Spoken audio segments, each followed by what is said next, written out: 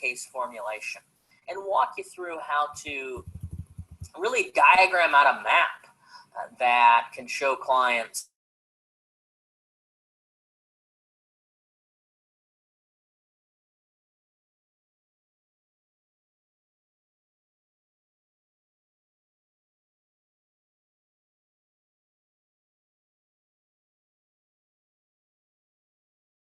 process-wise, a couple of words about the therapeutic relationship, looking at the lengths of treatment and the phase of treatment and booster sessions and some of those kinds of things.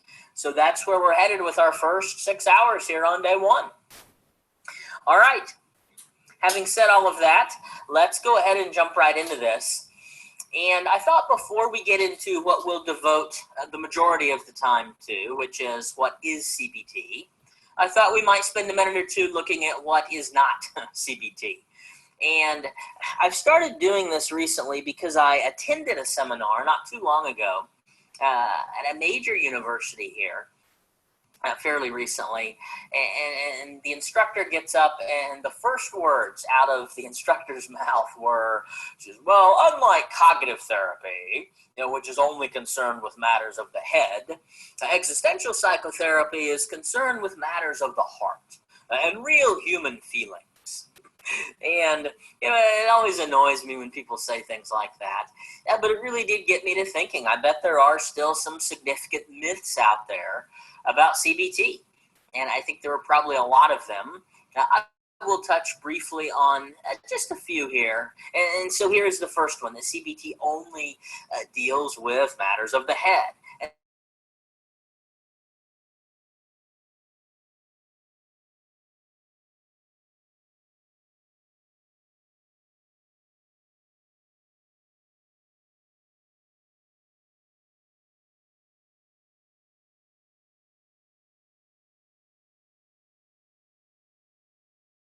Who have been told that they got CBT, and I'm thinking of one young lady in particular, but again, multiple versions of the same story, where she says, well, yeah, the one time I got CBT, the lady was just sitting at her desk behind the computer, kind of entering data, and never even looked at me when she asked me a question.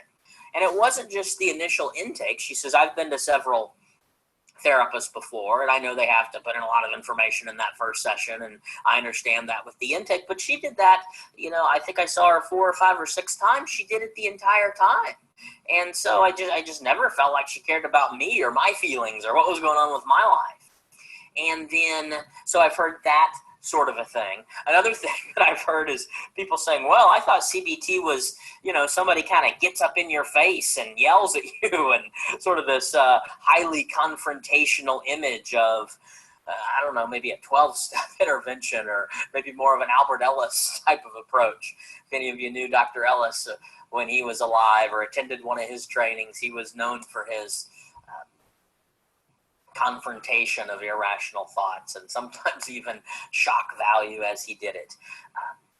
But everybody has their own personal style, but there's nothing inherently unconcerned about CBT.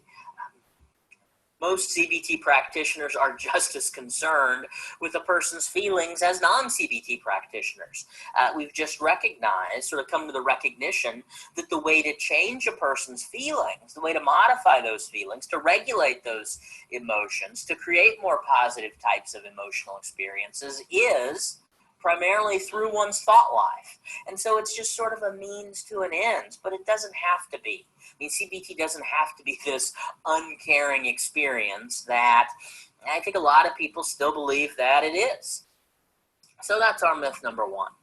Myth number 2, I say 1 and 2, they're not in any particular order here, but second in terms of what I'm addressing here, is that in CBT, the therapeutic relationship isn't important.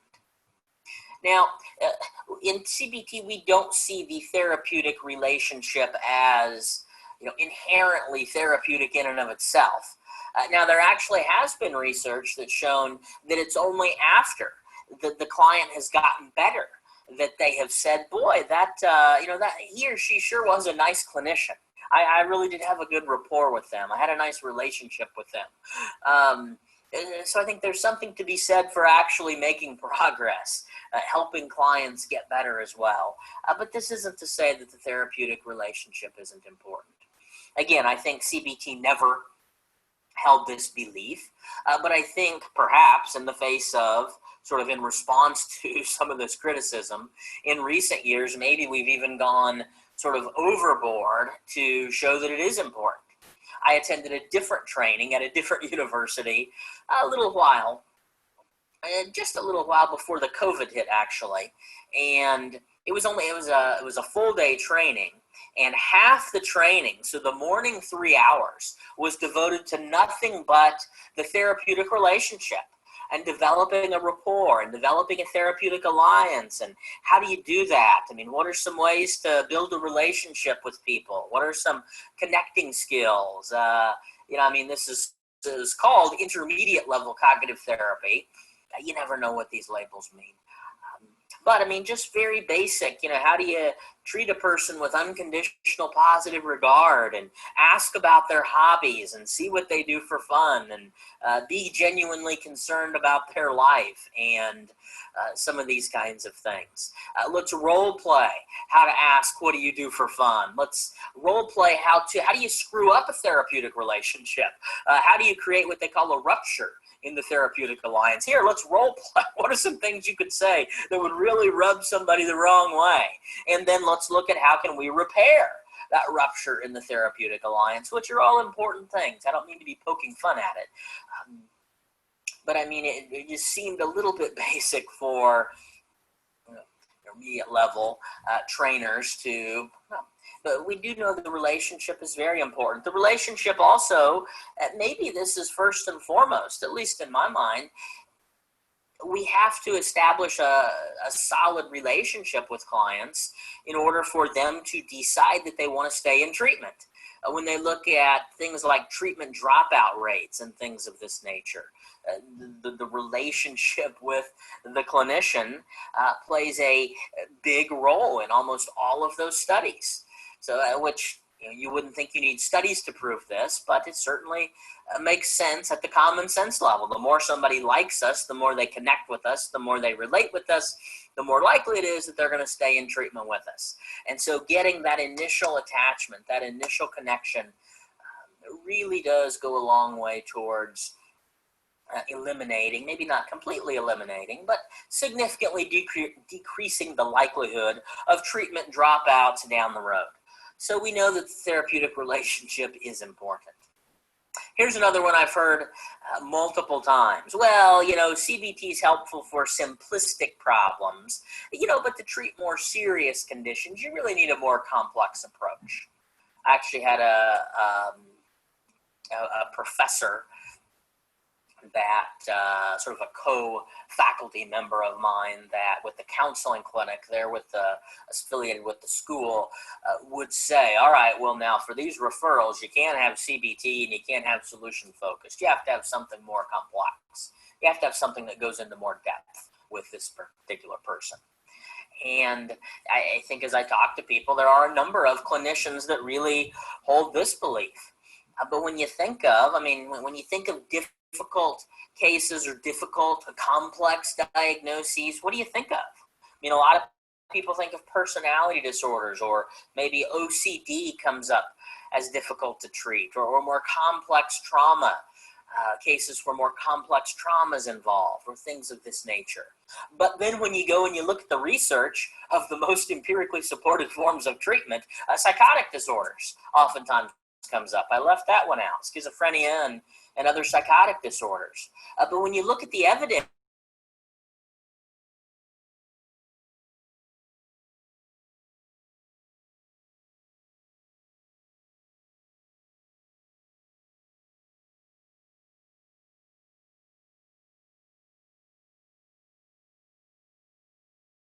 adaptation of CBT is not cut out to treat any of these conditions, and treat them pretty well, I might add, for almost all of these categories. Myth number 4, well, isn't CBT just about positive thinking? Oh, I've heard about CBT. It's, just kind of pull yourself up by your bootstraps and everything will be okay. Just think positive and you'll be all right. No. CBT is not just don't worry, be happy therapy. CBT really is taking a critical look at how clients are processing information, sort of helping them, sort of testing and modify that over time. CBT is not just about positive thinking. Now think about this for a minute. There is such thing as positive thinking that is irrational. And there's such thing as rational thinking that is negative.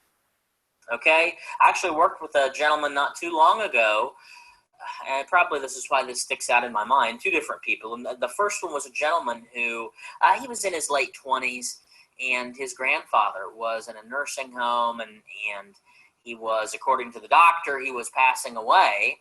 But in spite of what the physician said, that he didn't have very long to live, my client was just sort of in denial. And whenever he brought it up a little bit, being concerned with it, but he would always sort of shift and say, oh, well, he's pulled through things before. He'll pull through this. He's a tough old codger. He's come through.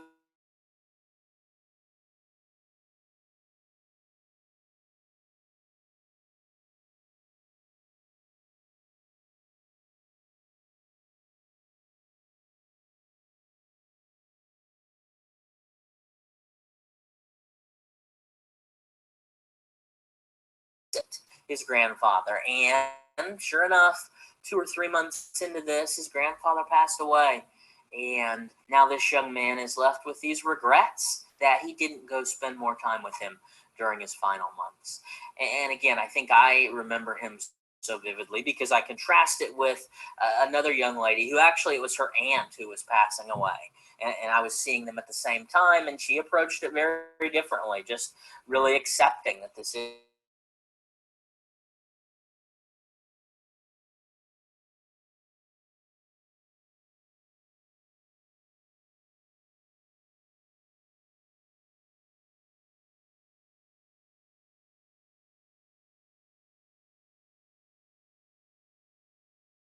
thankful for, and taking steps to move forward with her life in other areas, while also not neglecting this area and going and making the most of her time, which she did. And her aunt ended up having about 8 months left to live. And this young lady made the most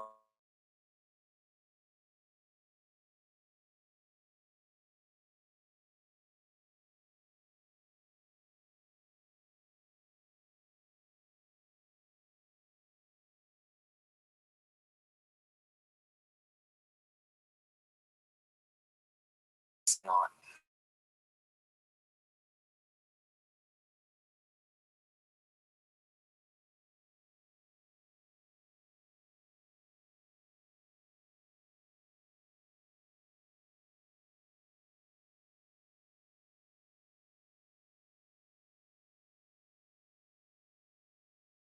Risk, underestimating one's resources, thinking in certain ways about other people, or getting just dug into what we think is right or just, or there's a lot of different types of distorted thinking that have nothing to do with just positive or negative. So anybody that believes this about CBT, well, it's understandable that they might think it's a fairly simplistic approach. Finally, I hear people say, well, CBT doesn't get at the root of the problem. I always hear people say, hey, we're just going to refer them to CBT for symptom management. Now, CBT can do some nice symptom management, but when you look at these studies, all these studies on relapse prevention and clients that undergo courses of CBT for whatever particular condition they have, and then these relapse prevention studies continue to show that the CBT treatment not only helps them get well in the short term, but stay well in the long term. Okay, so again, these people are not getting just surface level symptom management. They're getting actual treatment that's obviously getting at what some people might call the root of the problem. Otherwise, problems would continue to crop up over time, and many, many, many times when clients get cognitive-based approaches, this is not the case. So, just a few myths about CBT there to get us started. Also, before we get into what the majority of our conference will cover, which is the what of CBT, what is CBT and how to implement it, I thought I might just spend a couple of minutes here talking about the why of CBT. A lot of modalities out there today, a lot of approaches we could use.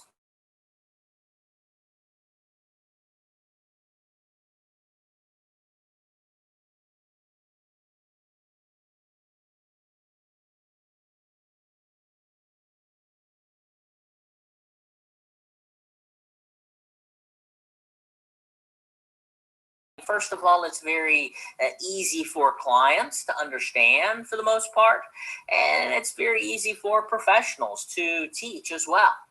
I think most clients really enjoy working from this perspective. It's a very user-friendly, if you will, way to do therapy. Also, it can be very empowering. I think unlike many other approaches out there these days, CBT makes no attempt to hide how clients get better. So I think most people, at least in my experience that we've worked with, really enjoy being a part of this process, being a part of understanding, sort of developing this insight as to, okay, here's where this came from, and here are some of the themes in my thinking and my behavior, and here's some things I can do to change that, and really getting and participating collaboratively in a step-by-step process to do that. So most clients really do enjoy working from this perspective, really do enjoy being a part of this process. I always say we're a little bit of a unique profession as cognitive.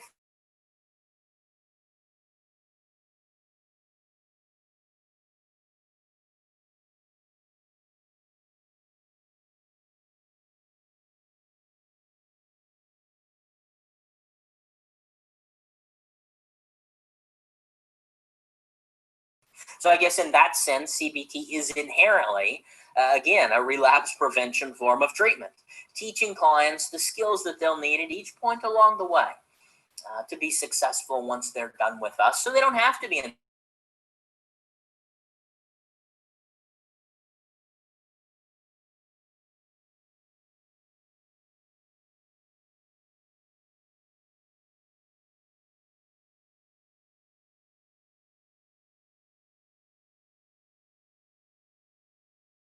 but I will just say we now have over 500 randomized controlled clinical trials showing CBT to be effective for a number of different psychological conditions. So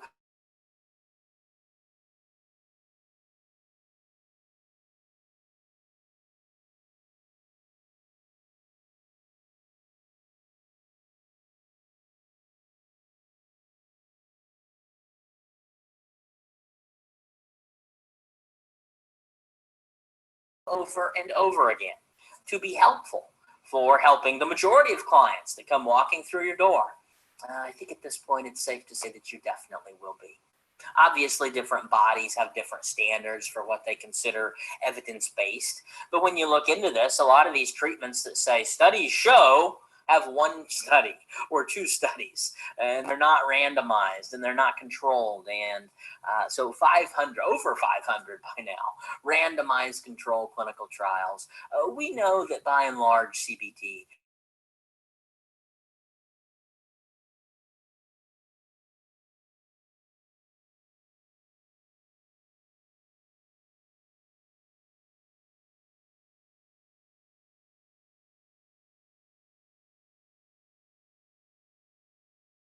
is in the area of neurobiological findings. Now, I will say just this much. Okay, up until fairly recently, we have thought that once brain cells were damaged, they couldn't grow back. Okay, we now know that once brain cells are damaged, they can grow back, and they do grow back all the time. And that process is called neurogenesis. Neurogenesis, the process of brain cells regrowing themselves. The Japanese have been on the forefront of demonstrating that the environment can have a powerful impact on neurogenesis. Taking a step further, Columbia University, and then others since then, have demonstrated that psychotherapy specifically can have a powerful impact on neurogenesis. Then there's what is called neuroplasticity. Neuroplasticity. Okay, so we now know that the brain carves out these very specific neural pathways over time. Okay, we also now know that cognitive activity contributes to the development of those neural pathways. Okay, so things like memory, recall, focus, selective attention to certain areas. So for instance, somebody who's been depressed for 5 years, okay, for 5 years has been selectively attending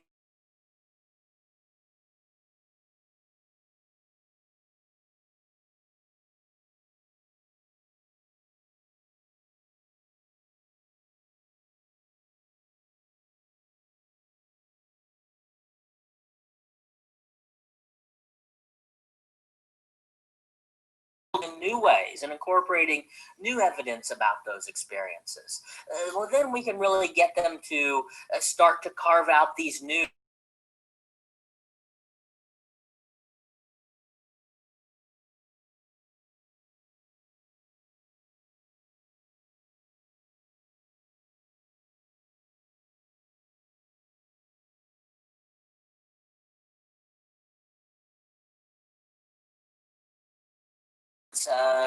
empirically supported form of treatment for whatever that particular condition is.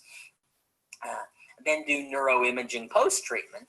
And so we can really see the changes occurring in the brain, which I think is pretty exciting. I mean, we used to be able to see clients get better just by more objective markers. I mean, we could see their affect lighting up.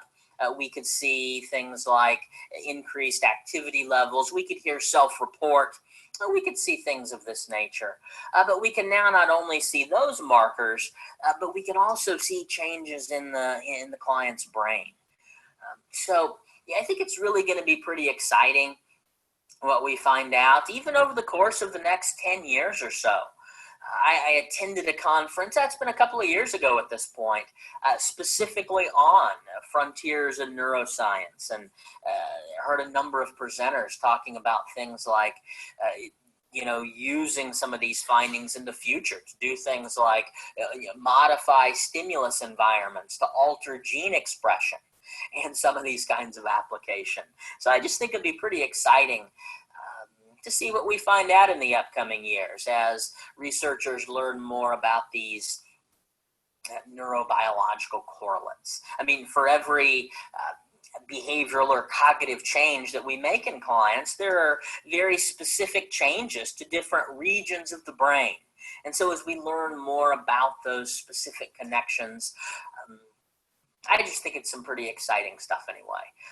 Some people don't get as into it as I do. But as far as it's relevant to this particular training, I just think it's pretty exciting to know that the cognitive interventions that we're using with folks are actually having biological effects as well. Okay, let's move into sort of the nuts and bolts here. In terms of cognitive behavior therapies, I think it's important to recognize that we might view this as sort of a broad term. I think for a number of years, most clinicians have. But I like this definition, which simply says it's a set of psychotherapeutic interventions that attempts to help clients ameliorate symptoms and enhance general well-being by focusing on different aspects of thinking and behavior. So we might think of CBT or cognitive behavior therapies as sort of this umbrella term that encompasses a number of different sort of branches of the tree, if you will, a number of different offshoots that, again, just have different focuses in terms of where they place their emphasis. So some of these models that are all really offshoots of this original CBT model include rational emotive therapy, Albert Ellis's RET or REBT, schema-focused therapy, we will talk about a little bit today, dialectical behavior therapy, obviously, I say obviously, some people don't know this, but has its roots in CBT. I had a student come back and say, wow, I went to an EMDR training and a lot of that is CBT. A lot of people don't realize a lot of these modalities have their roots in CBT. ACT, acceptance and commitment therapy. Obviously some differences there, but roots in CBT. Strengths-based cognitive therapy, that's Chris Podesky's newer contribution to the field. There's one called trial-based cognitive therapy. This is Iris Mar Reis de Oliveira, who has developed this in Brazil. It's kind of a fun way they take sort of a legal analogy and put core beliefs on trial. And so it adds kind of an experiential component to it as well. And many people are familiar with mindfulness-based cognitive therapy. So, and then we've probably left a few out there, but this just highlights some of the major sort of offshoot models that we might all consider part of this umbrella, under this umbrella of cognitive behavior therapies. Having said this, sort of laying the foundation here, I want to talk about the approach that we've used in our treatment programs. And we've really sort of incorporated CBT, first of all. Traditional cognitive therapy is sort of our home base. But then we've incorporated a couple of these offshoot models, if you will, to augment our program. So it's really sort of an integrative program in that sense. If we look at the general model here, which we'll get into in more depth in just a second or two, but in terms of research, we know that behaviors change first. So at that action stage, behaviors change first. We know that feelings or affect changes second. So that takes a little bit longer to change. And then the thoughts, belief level change obviously takes the longest to change. So we know that the behaviors change first, affect comes second, and then belief level, deeper structural level change comes third. And so we really incorporate DBT, dialectical behavior therapy, behavioral skills training from that. We use some traditional CBT skills training as well, but we incorporate the DBT skills training at the action stage to teach behaviors, do the traditional CBT stuff for the thoughts and the feelings level, sort of mid-level change. And then we incorporate schema therapy. I mentioned Jeff Young and schema-focused therapy. And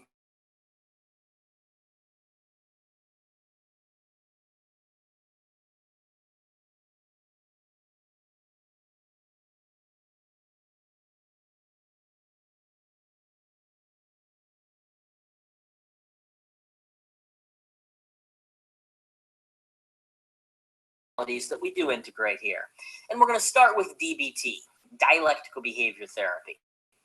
Was developed by Marsha Linehan in the 1970s at the University of Washington.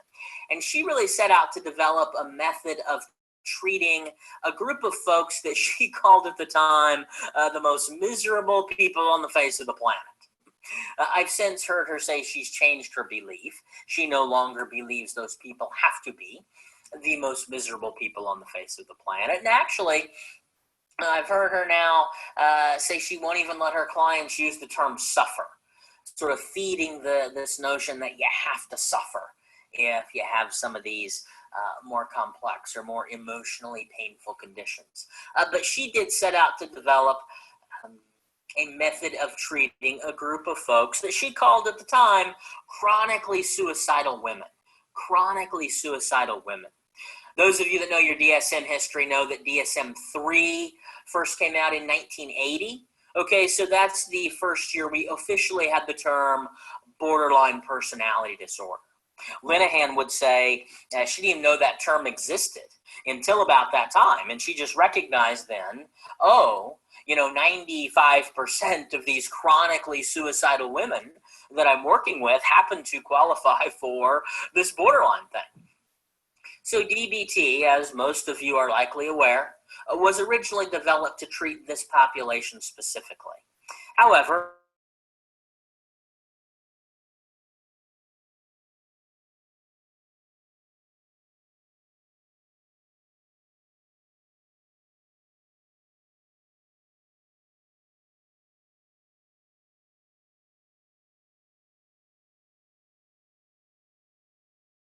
and then impulsive, destructive in some way types of behaviors. So we know that DBT can be helpful for a number of different diagnoses out there. She would say that she attempted traditional cognitive therapy when working with this BPD population and found it to be ineffective In her experience, she said this was ineffective, and she thought primarily because these people experienced sort of this unrelenting push for change to be too invalidating. And any of you that have worked with borderline personality disordered individuals much do understand that classic struggle of, if you push them too much, well, then pretty quickly they're going to get furious with you because you don't understand them. You don't have any idea what it's like to hurt like they hurt. But then if you just sit back and be nothing but accepting, if that's all you do, well, then pretty quickly they get homicidal with you because you're not fixing them quick enough. Okay, so this sort of push-pull dynamic that we see in this population. So she added validation, developed her concept of dialectics, a dialectical worldview, and ultimately then her dialectical behavior therapy, which is this combination of, on one hand, sort of radically accepting clients the way that they are, and at the same time then asking them to do something different. So it's sort of this balancing of acceptance-based strategies and change-based strategies. By the way, Linehan made no bones from the very beginning about it that there is a big difference between just being an accepting person, an accepting clinician, and then having some very specific acceptance-based strategies. By the way, she also made no bones about the fact that she stole her problem-solving strategies or change-based strategies from empirically supported CBT. So she would say, I scoured the CBT literature. I found the behavioral skills that have been found to be the most effective. I just packaged them uniquely. I gave them my own names. But these problem-solving skills are CBT skills. So unlike some of these new orientations that are popping up all over the place that aren't giving credit to where the foundations come from, she was very honest about that, very upfront from the beginning. These problem-solving skills are CBT skills. But she then added her acceptance-based strategies, her validation-based strategies. And when I talk to clinicians, a lot of times I will hear people say, oh, it's 50-50. 50% validation, 50% problem solving. But I don't think that's an accurate way to think about it. We've got the scale image here. Some people, it's helpful to think about the image of a teeter-totter. So if you get on a teeter-totter with somebody else on the other side, you know that it depends upon a number of factors. How much do you weigh? How much does the other person weigh? Okay, how close up or how far back are you sitting? How close up or how far back are they sitting? Are they, carrying something heavy? Are they hanging a leg off? Okay, so you have to take into consideration a number of factors on the other end to determine how you need to respond on your end to create some equilibrium. Okay, so we're really just meeting clients where they're at. This does require some therapist discretion, some therapist discernment, being able to know where a client's at. And some sessions, frankly, with this population in particular, this being personality disordered individuals, we may have to validate 95% of the time. And we can only give them the slightest nudge to do a little bit something different that week. Other sessions, they may be in a much better spot. And you may have to validate much less, and you can just jump right into problem solving much more. But recognizing that it can be true that this is going to be very, very, very difficult, very, very hard for you to do. And also it can be true that you've shown that you can do hard things. And so recognizing sort of the truth in both sides there. DBT's 4 core skill sets, which we may look into a bit later in the course, are mindfulness skills, emotion regulation skills,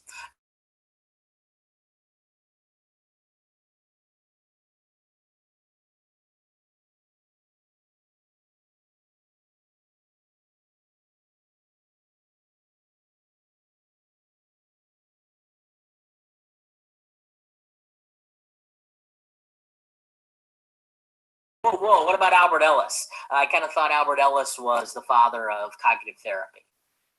Technically, Ellis does predate Beck by a couple of years there. What I've heard Beck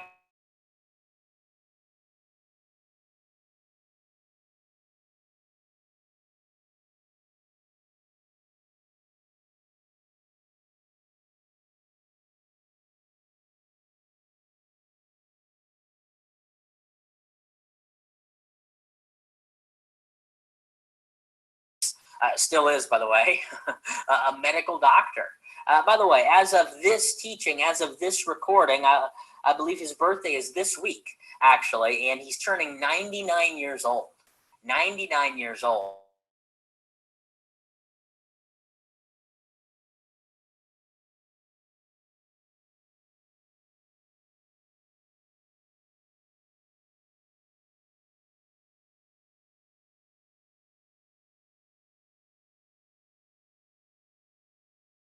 Field. Unbelievable man, unbelievable contributions to the field. But he was and still is a medical doctor, an MD.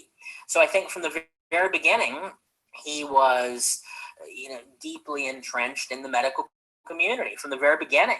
He says, I want to put these out here. I want to take sort of a scientific approach to this. I mean, these are just hypotheses. I want to test them. I want to see if there's validity to them. And so he was very open with the scientific community from the very beginning about doing that. Where I think Ellis, for the first number of years anyway, just kept his ideas a lot closer to the vest. And I think for a number of years there, also was maybe just not quite that likable. I think he maybe mellowed some in his older years, but I don't know if anybody saw Albert Ellis in person when he was still with us. Brilliant mind, no doubt. But he was sort of known for his, the one time I saw him do a live training, he took his pants off on stage. Okay, so they're just kind of known for his shock value and kind of in your face. And, there certainly is a place for being direct. And again, clinicians have their own personal styles. I probably do. I'm not up in anybody's face or saying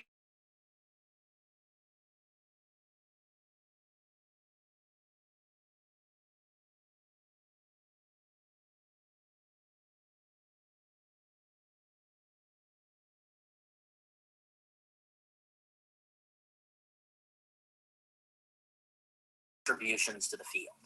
So this idea that they were both thinking about the same time period, the CBT is obviously based upon, is this principle that thoughts influence feelings.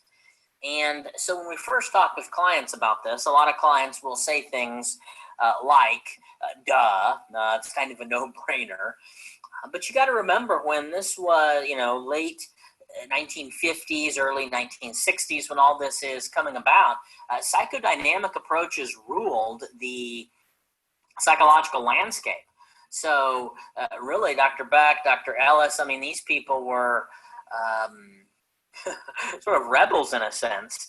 And this is only a no-brainer today because of the battles that these people fought back then. This was not, these were really revolutionary ideas at the time.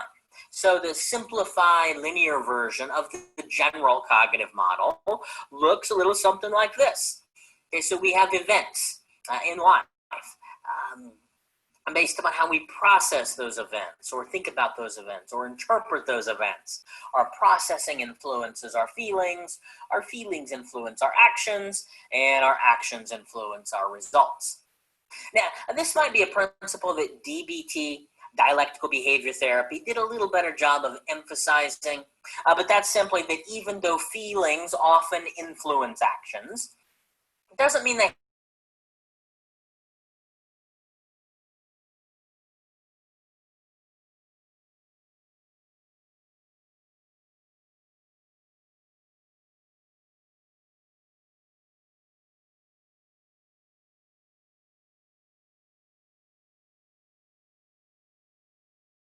this is not such a simple concept. I mean, some of these folks, it takes months and sometimes even years for them to really be able to get and implement.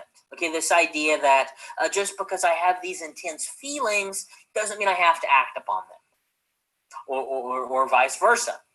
You ever had a client say, well, I didn't do it, whatever it is, the homework assignment, I didn't do it because I didn't feel like it. Well, we don't have to feel like doing something to do it. Okay, so we could do something even though we don't feel like it, and vice versa. Actually, on our daily logs, we had these daily logs we had clients in the personality disorder program fill out every single day. And we had them pay attention to certain things. We wanted them to get better at noticing. But at the bottom of those logs, there were 2 lines. Every single day they had to fill out. And the first one simply said, one thing I felt like doing today I chose not to do was,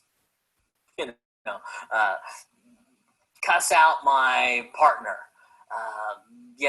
smack my mother-in-law, whatever they come up with. Okay, so we're constantly trying to get people to hear that, as well as the second question, which is just the flip side of the coin, which that question is, one thing I felt like doing today I chose not to do. No, I'm sorry, that was the first side. So the second side is, one thing I did today even though I didn't feel like it. Okay, so one thing I did even though I didn't feel like doing: get out of bed, go to my class, go to work, take a shower. Sometimes it's as basic as that. So one thing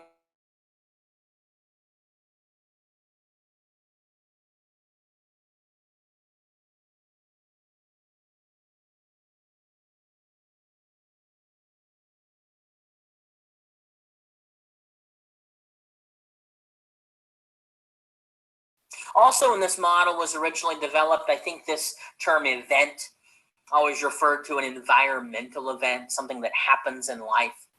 And it often still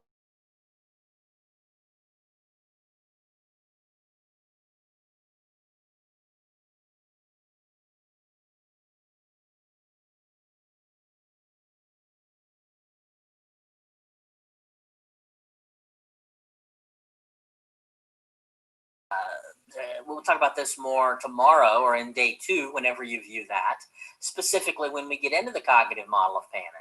But with panic disorder, the specific conceptualization suggests that, first of all, anxiety has a number of physiological symptoms associated with it. And so as clients experience increased anxiety, they may experience one or more physiological symptoms as well, bodily sensations. And if we were here live, I would ask you, what do you think the most common physiological symptom misinterpreted by people with panic disorder is? And I could still ask you and give you a minute to think about it. And the answer is, most of you probably got it right, accelerated heart rate. So clients experience anxiety. As anxiety increases, their heart rate increases. Okay, part of panic disorder patients' conceptualization is that they're hyper-vigilant towards internal stimuli. Okay, so people with PTSD, post-traumatic stress disorder, paranoid, other personality disorder patients, a number of other conditions are hyper-vigilant towards external stimuli. Okay, towards environmental events.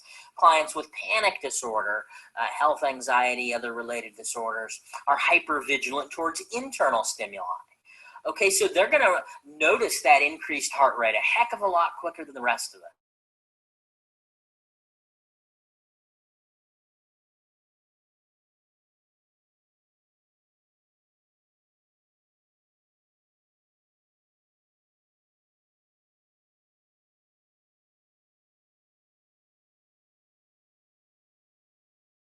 Disorder, believing that they're having a heart attack when in reality it's part of this panic condition.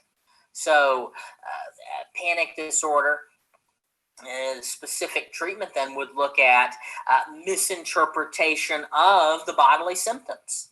And so we'll get into that on day 2. Actually pretty similar to some of the work that we would do with individuals with psychoses. I mean, some of our clients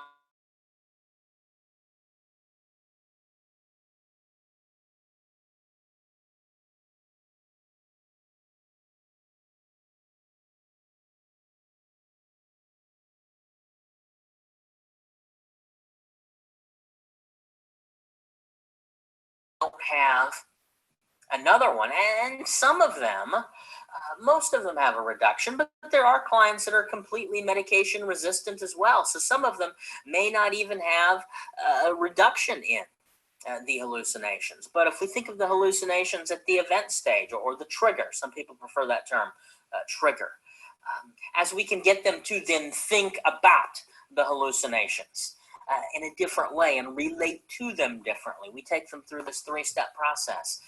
Many of them experience significantly decreased emotional distress at the feelings level associated with the hallucination, thus have the need to cope in unhealthy ways significantly less. So they have decreased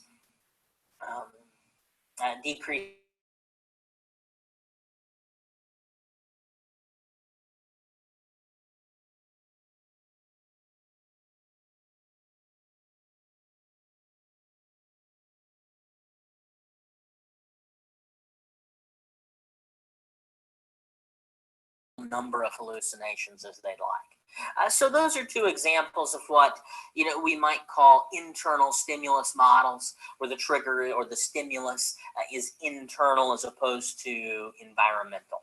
So just a couple of examples there to say that an event or a trigger can be anything. Also we might say these arrows could be bi-directional. I've seen people present this in a number of ways. I've seen clinicians present the sort of the triangle model that we had the graphic at the beginning.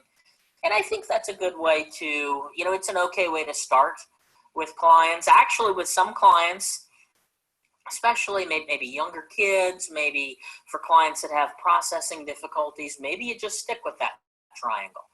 But for clients that are capable of understanding this in a little more sophisticated manner, I personally think the triangle model leaves out some fertile areas that we could work on here. But some people use the triangle model. I've seen some people on the other end of the spectrum do sort of these complex diagrams with all these bi-directional lines with arrows going different ways. And I think some of those are just confusing, overwhelming to clients. Some of those are confusing to me. But there is a sort of a simpler way to present this and a more complex way to present this. I think that, in my experience anyway, and clients seem to learn this better in just this simple linear format, at least to start with. And then we can build on it from there. We know life doesn't always happen in this nice, neat linear format, but it's usually a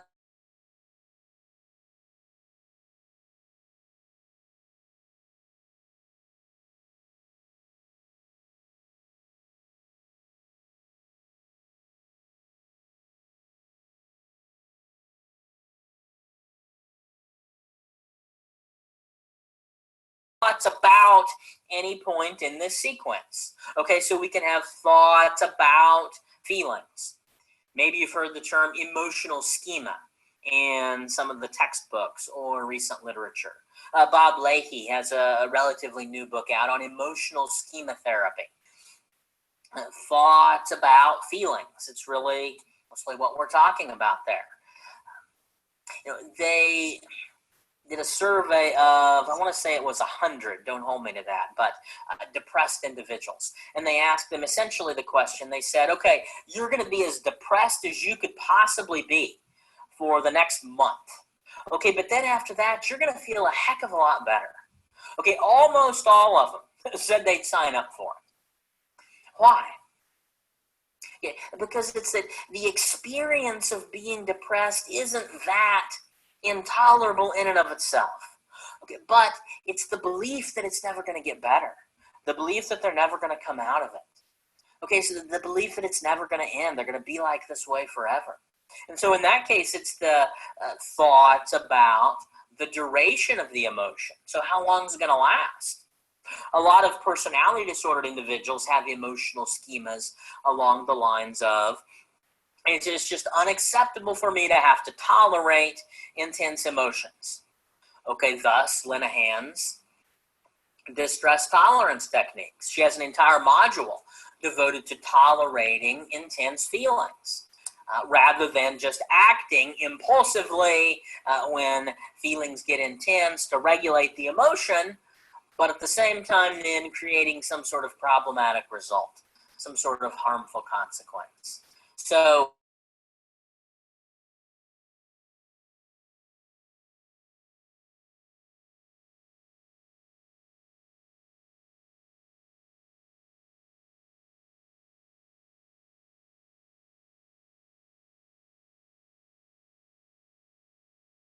she has something happen. She has thoughts. She feels angry. Okay, but that's really her first point of awareness. She's, oh my gosh, I'm angry. I'm not supposed to be angry. So then she feels guilty because she felt angry. Because of a thought about a feeling. Is everybody following that? Yeah. So thought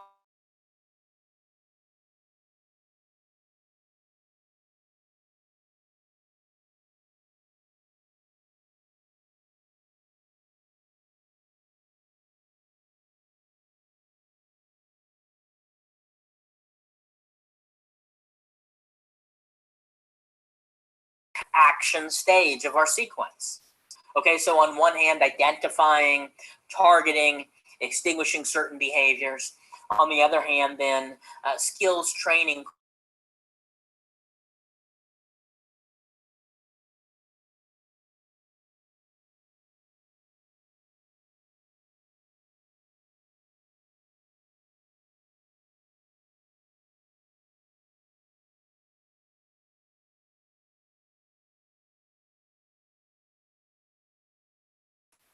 Or hurt themselves in some way. Cutting is not the only form of self-harm. It is the most common by far, but it's not the only method of choice. But it is what we'd see a lot. So we see people cut themselves.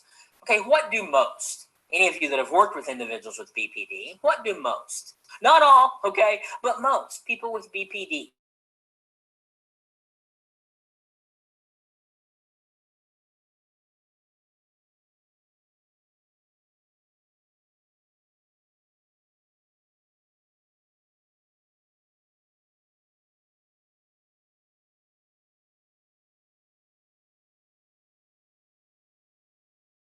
Shame and self-hatred and self-loathing and all these emotional expressions you hear people with BPD utter.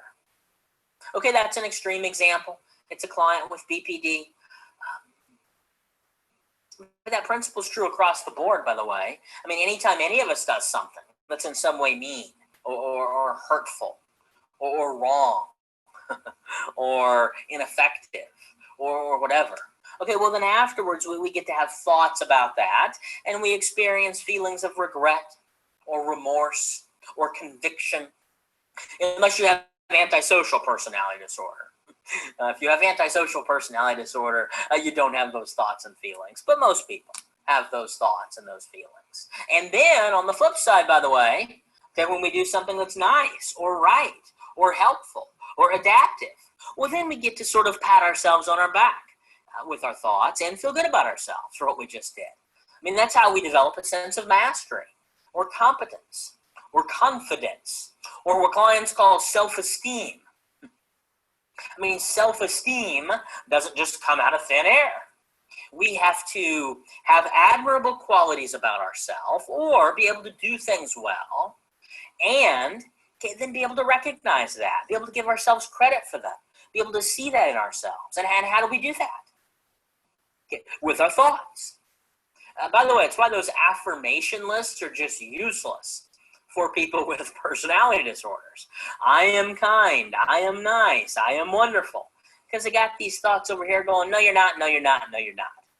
Okay, so none of it ever really gets in, so to speak, to make a difference in their processing and so that no new learning is done. So their self-esteem or their belief about themselves never changes. Or if you get them to hear just a little bit of it, okay, then it's when you'll get the old yes, but. Yeah, I see that a little bit where you're coming from, but I still feel this way. Yeah, but it doesn't count because of this or because of that. Actually, in day 3, we'll look at when we get into some more advanced and schema-focused interventions, we'll look at an intervention that you can do specifically with clients when you get that yes, but kind of a response.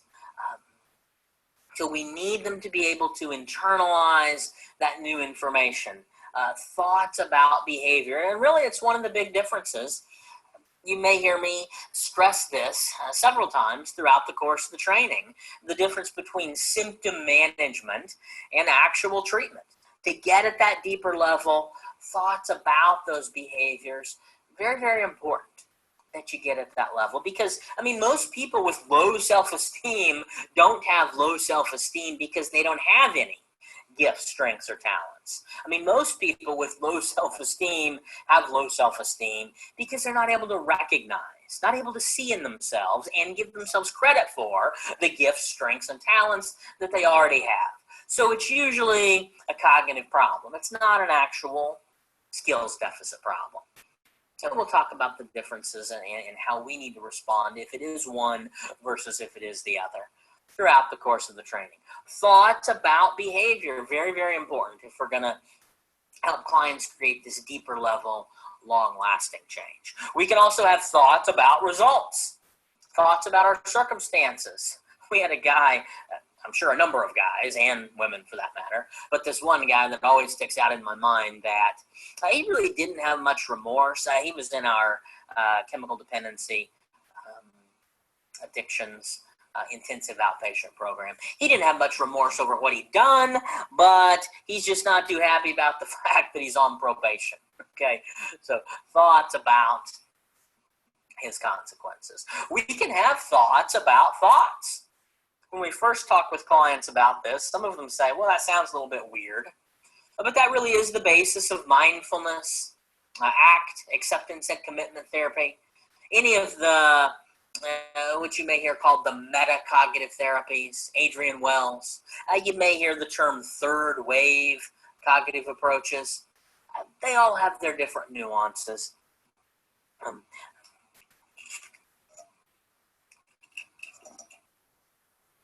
Sorry about that. My headset giving me a little bit of an issue here. They all have their different nuances, but in a general sense, that's the basis of all of those types of treatments. They're just taking this distancing approach, just kind of in a non-judgmental way, just observing, thoughts coming and going. Stephen Hayes says, just notice.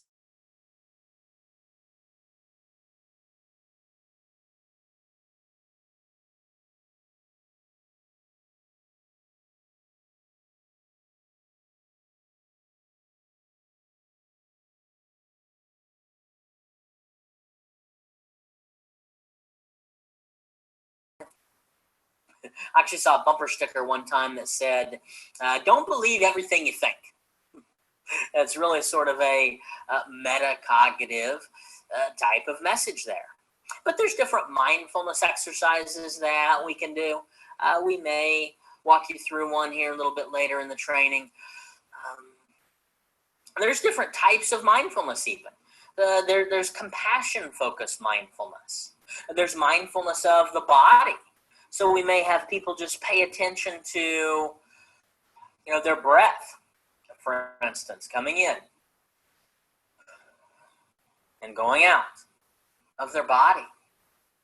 That particular type of mindfulness has been shown to be a psychological method of modifying biology, decreasing heart rate, decreasing blood pressure, some of these kinds of things. There's mindfulness of thoughts and feelings. We may have clients just sort of put a thought on a leaf and just watch it float down the stream.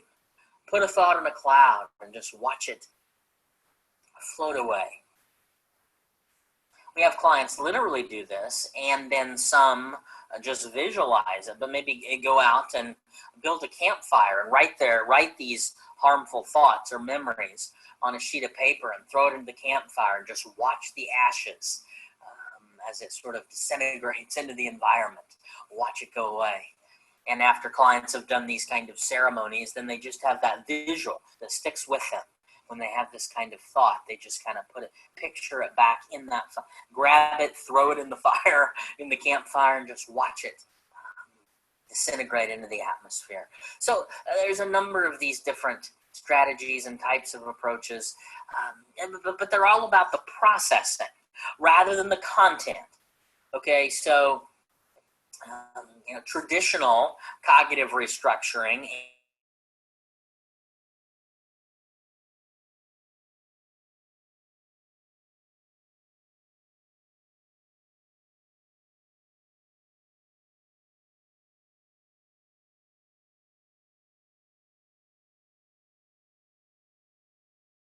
third wave. There's been a little bit of a debate you may see over the use of this term, in that some people have been concerned that the third wave sort of implies that there's some historical progress being made, whereas I think more traditional cognitive therapists would say we sort of had this sort of thing all along. And you can even look back to Morita therapy and sort of ancient days, and we can see versions of this. And so it's a different emphasis, and they're helpful strategies and tools, but just that term third wave, I think, rubs a few people the wrong way, that it implies that some sort of, again, historical progress is being made here, when instead of progress, they're really just different emphasis on sort of a concept that we've had all along. But you may hear that term third wave to refer to these more metacognitive types of approaches. So just a couple of words there on the differences between traditional cognitive approaches that aim to modify the content of the belief and the thoughts versus more metacognitive approaches. All right, so let's move this forward a bit from the theoretical to the practical. And I mentioned earlier that one of our first orders of business in doing any sort of cognitive therapy is socializing clients to the cognitive model. And anytime that I get to this point in a training in one of my live events, it seems like I always have a participant or two kind of roll their eyes, and sometimes it'll be verbalized, but sometimes they won't say anything. But I've talked to people at the break after the fact and sort of learned that that's what they were thinking. And but they just get this idea that, oh, socialization, that's very basic stuff. I can just tune out for this part. I've been a practicing practitioner for 20 years. I know this stuff. And maybe you do. But one of the things that I have seen pretty regularly with the patients that presented to our program over 15, 16 years was people presenting, and so I or one of the other clinicians would do the initial assessment. We'd make the diagnosis, and we would say something like, after giving the diagnosis, and we would say, so in light of this, what we'd like to offer you is called cognitive behavior therapy. And before I could even get another word out of my mouth, a client would interrupt and say, oh, CBT, I've had that doesn't work for me. And I would usually say something like, oh, I'm sorry to hear that. Would you mind telling me about your experience? Okay, and almost always, people would say things like, well, she just taught me some yoga, or taught me how to do meditation, or he had me journal, and just do some journaling, and then come in and, vent about what happened, during my week, and some of these kinds of things that it can be helpful adjunctive strategies, no doubt. Okay, but almost never would a client say something that really had to do with what makes CBT CBT. Almost never did people say things like, well, I really just got a better understanding of my triggers, and I learned to manage my urges a little bit better, and I learned how my thinking was contributing to my problems, and I got better at recognizing when I'm anxious, I'm probably predicting or thinking about being in the future about something, and so I learned to challenge my thoughts, or I learned to think about other alternative ways that I could behave, or different coping skills, or almost never do you have clients really describe having talked about the essence of what makes CBT CBT. So my conclusion after all these years is that clients were oftentimes seeing practitioners that would say, well, I do some CBT, and then they were just sort of mixing in a tool here, a tool there, but not really offering what makes CBT CBT. The treatment wasn't working for whatever reason, on the clinician, on the client, combination of the two, whatever reason. or combination of reasons. But then the client makes that association. Well, I had CBT and this treatment didn't work for me, so CBT.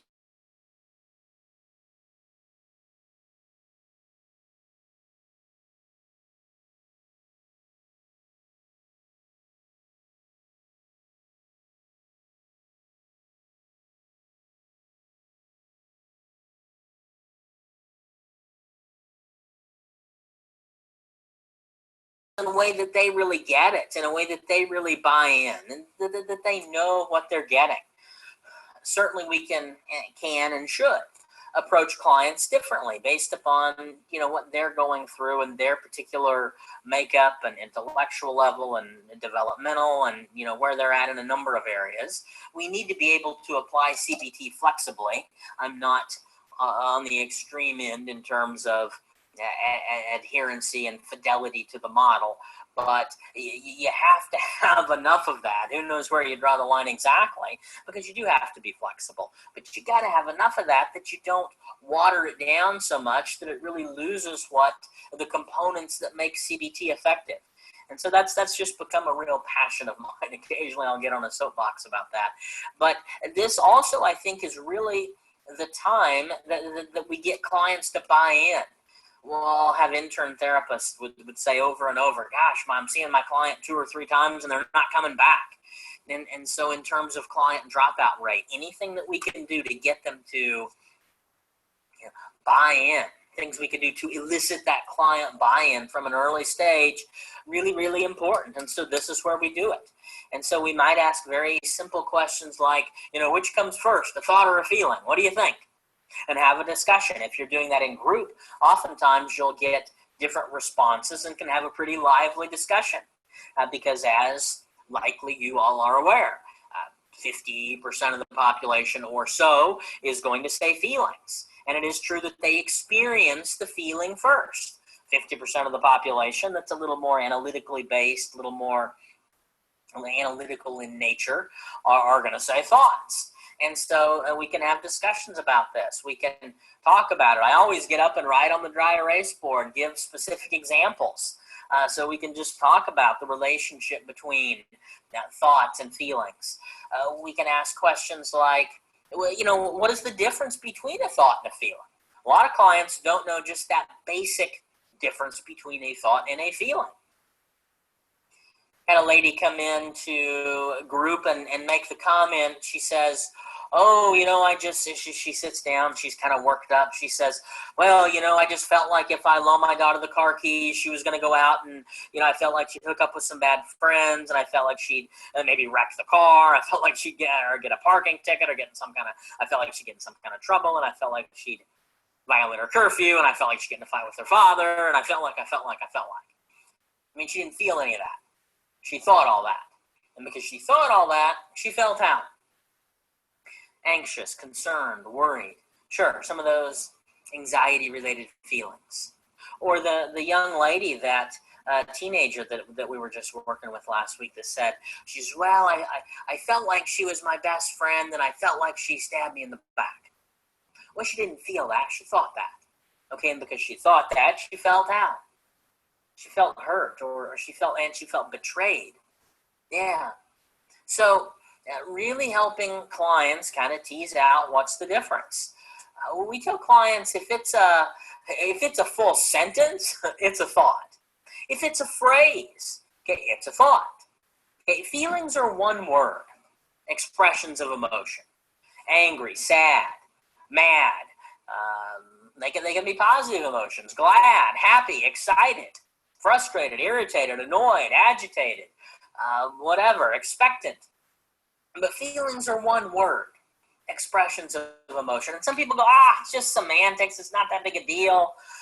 I mean, if you're really going to do cognitive therapy with people, it's a really big deal. We really need them to get what is the thought and what is the feeling. If we're going to do any real cognitive work with them, got to be able to separate those out. Another question we can ask is, and by the way, there's 1,000 of these. I'm just kind of walking through a few of these very specific examples, the specific kinds of questions we might ask or conversations we might have to socialize clients in a way that connects with them. We might ask them, okay, what point or points in the sequence can we do something differently? So where can we intervene directly to make a difference in this sequence? Events, thoughts, feelings, actions, results. Our clients started calling it the ETFAR. And that just, at both hospital clinics, it just became a part of the vernacular there, the ETFAR. I did an ETFAR, events, thoughts, feelings, actions, results. Maybe I'll use it this training in tribute to them. The ETFAR.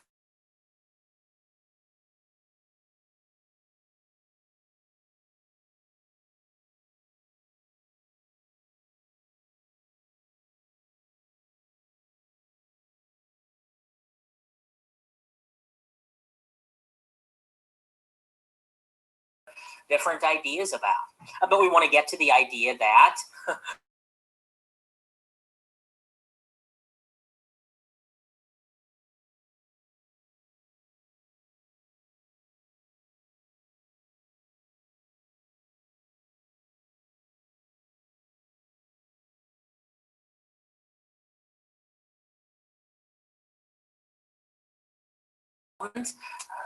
we don't have many choices. We didn't get to choose who our parents were. We didn't get to choose who our brothers and sisters were. We didn't get to choose, where our parents might have left us, or what hobbies or things they were engaged in, or where we went to school, or things of this nature. But as we get older, and the older we get, the more choices we have. And certainly as adults, we have a lot of choices. We certainly in terms of, we get to choose who our friends are, who we hang out with. We get to choose who we date. We get to choose who we marry. We get to choose if we go back to school or not. We get to choose where we work, what kind of jobs we say yes to and say no to. We have all kinds of choices, what kinds of foods we put in our body, how we're going to structure our meals. We have all kinds of choices. And still, things may happen that are completely out of our control. And so part of this may be to separate what do I have control over, what don't I have control over, and work to make different choices in the areas that I do have control over. Moving on, after we exhaust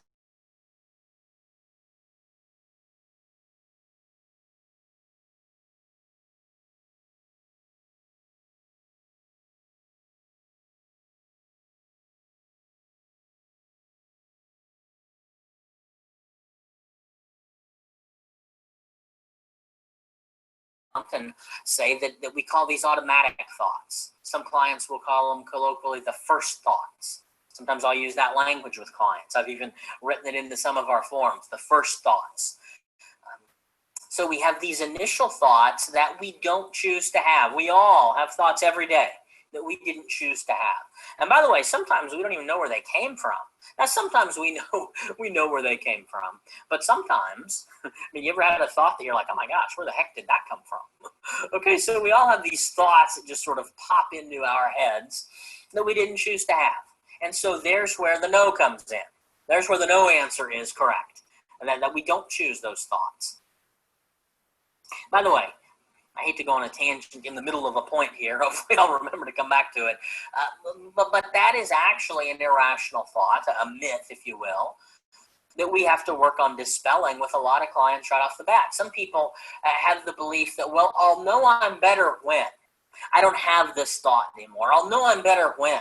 I don't think about him anymore. I'll know I'm better when. I never think about that event anymore, that time in my life anymore. And so we want to be honest with patients right off the bat that, there are some things in life that we will always have thoughts about. Now, hopefully smaller things we can forget, but there are some things that we will always have thoughts about. And maybe I say always, for the rest of our life, not like 24/7 always, but, and some people have them more frequently than others. Maybe it's only when we're triggered in a certain way. Triggers, I think people think of triggers as, I was abused, verbally abused by my father when I was growing up. So when somebody yells at me now, it triggers me as well. And yes, those are triggers, but not all triggers are that obvious. Triggers can be very subtle. Maybe something as subtle as your You're walking along in the mall and you just get a whiff of a cologne or a perfume that a certain person wore in your past, and it can trigger us. Or you're just driving along in the car and you reach up and you change you're driving along in the car and a song comes on the radio that was popular back in the day or during a certain time period. So triggers can be quite subtle, that can remind us and create these automatic thoughts that we didn't choose to have. So we can all have those initial thoughts that we didn't choose to have when triggered. That's not a sign necessarily that we're not better. Now, how often are we having the thoughts? How intensely are we feeling the emotion when we have the thoughts? How long of a period of time is it affecting us? How severely is it affecting us? All these things may be measures of if we're getting better or not, but simply just the act of having a thought about a person or a situation that was unpleasant in our past is not necessarily a sign of if I'm getting better. So, tangent there, but I really think that's important to communicate that, particularly to certain clients who need to hear it. So we all have these thoughts we didn't choose to have, but then once we recognize them, and by the way, awareness is a big part of this. These third wave approaches are placing more of an emphasis on awareness now than we had before. Now, we always had to have this awareness component, even when Dr. Beck and Albert Ellis had the very initial dysfunctional thought records, the initial thought logs. In order to identify an irrational thought to write in your column, you had to recognize it before you could write it down and then challenge it. So, and I think none of us is as aware as we think we are, or at least a lot of people think they are.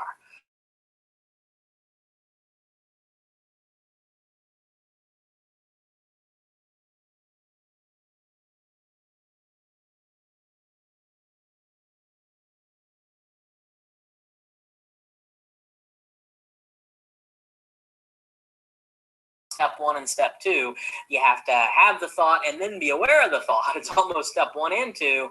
And then step three is doing something differently with the thought. So here's where the people that answered yes, we do choose our thoughts, here's where they're right. Once we recognize those automatic thoughts, then it's when we can choose to do something different with them. Or we can choose to just stick with them and continue to think them and continue to be aware of them and obsess and ruminate, are good fancy clinical terms.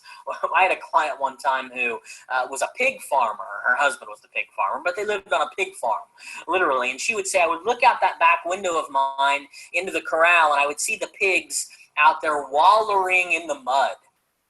Okay, waller, a good clinical term, waller. But she says, I realized as we're talking about this is what I'm doing with my thoughts. I was getting pretty good at noticing them and being aware of them, but even though I knew they were there, I would still continue to stew on them. And so I'd stew on them the whole time I did.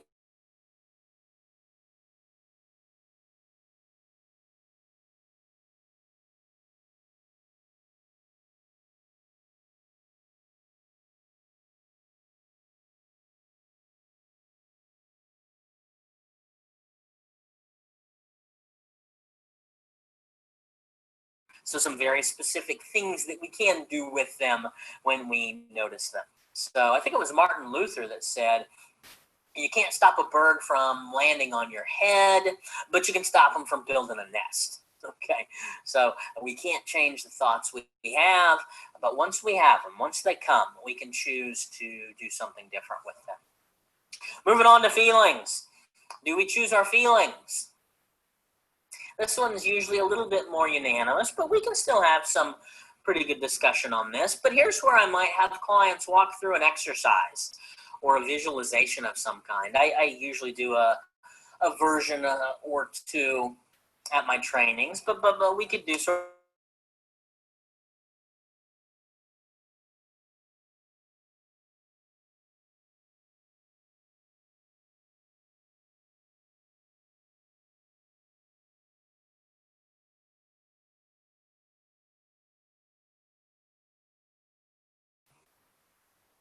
Sure you can. We can picture that like that. If I ask you to picture a sunny day on a beach, can you do that? Sure you can. I ask you to picture a green field, green pasture, or a mountain range, or a waterfall, okay, can you do that? Sure you can. We can command our thoughts. We can picture something like that. But if I ask you to feel enraged right now, just feel where you're sitting. Feel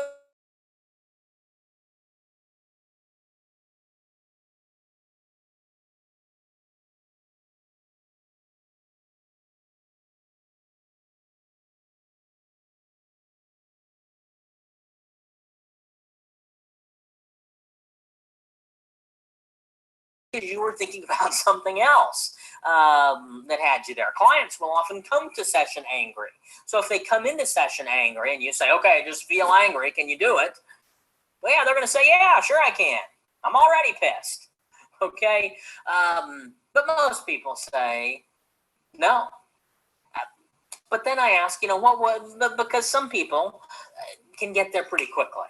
Some people go from 0 to 60 in 0.2.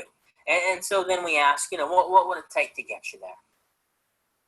If I said just feel angry, feel enraged, what would it take for you to do that? And some clients will, identify something horribly abusive that happened 20 years ago. And some people may think about, the jerk that cut them off in traffic on the way to session that morning. Okay, so at that point, we don't care what they think about. We just want them to get the idea that, I've got to have this thought before I can experience this feeling. And that I can't feel until I conjure up this thought. And that's really the principle here, is that none of us has direct access to our feelings. Okay, we only have access to our feelings through our thoughts. And that's really a pretty powerful idea for a lot of clients. I think a lot of clients have been told, and sometimes by well-meaning people, things like, you shouldn't be so depressed. You've got so much to be thankful for. There's no need to be that anxious over that. It's not that big a deal. There's no need to get that angry. Just calm down. Versions of don't feel that way, don't feel that way, don't feel that way. And clients are kind of going, I don't know how not to, I don't know how not to, I don't know how not to. Okay, so for them to hear that, well, gee, not only can I not command my feelings at this feeling stage here, no human being can just command their feelings. It's a pretty powerful, pretty validating, pretty normalizing idea for clients. And then if they can take that an extra step and say, okay, even though I can't command my feelings, if I do have some control at this stage of my thought life, which we just demonstrated we all do, okay, if I could learn to change those thoughts a little sooner, learn how to change those thoughts, period, okay, then maybe eventually I wouldn't have to feel as bad. Maybe eventually I wouldn't have to feel things so intensely. Maybe eventually I could feel better. And all of those, by the way, are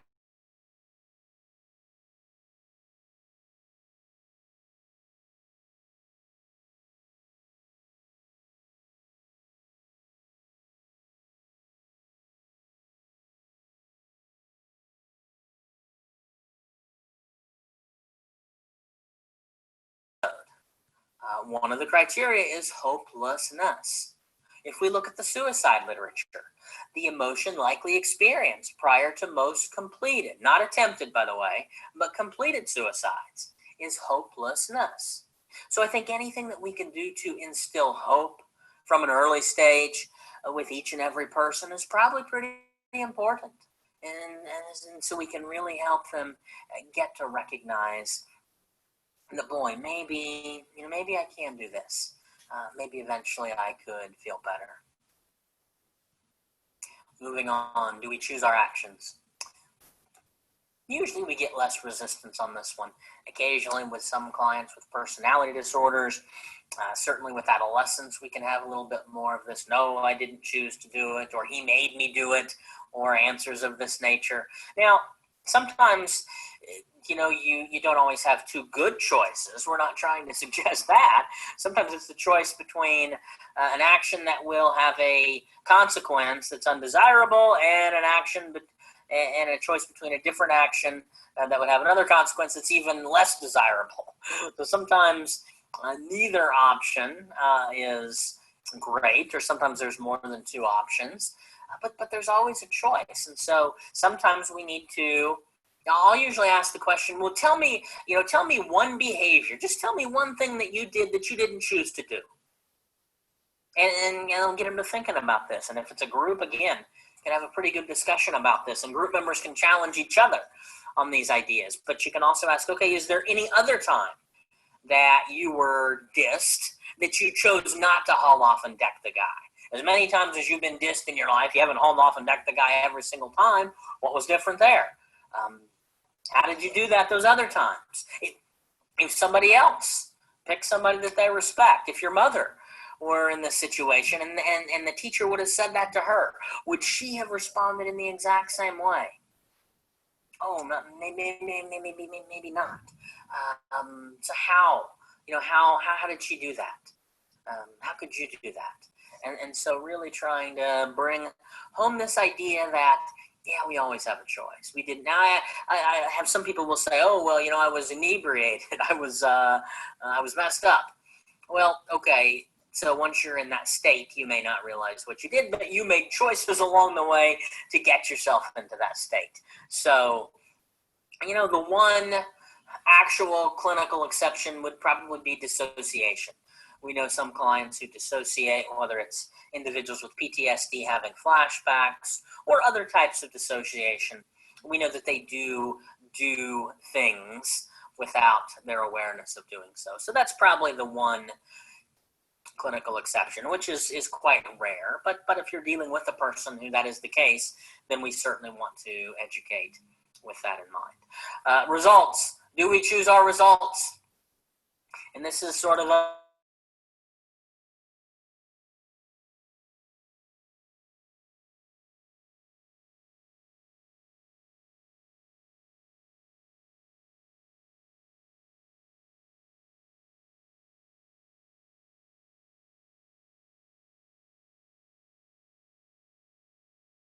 sometimes we get lucky.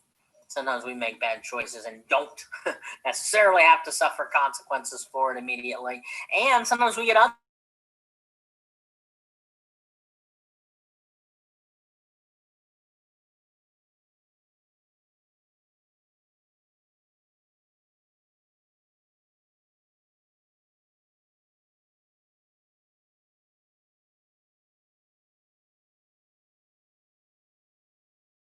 about this topic for another hour, believe it or not.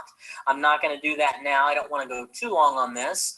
But in an advanced course, I do want to cover some of these things that might even be thought of as basic in quite a bit of depth to give you a lot of information for having these conversations with clients. And by the way, when you have these socialization discussions, they can look very different from client to client. So in my notes, we could go back and look at my charts and come across, if we were doing an old chart audit, come across two different notes that simply said socialized client to the cognitive model. But then if we had videotapes of each of those sessions, even though it was documented identical, those sessions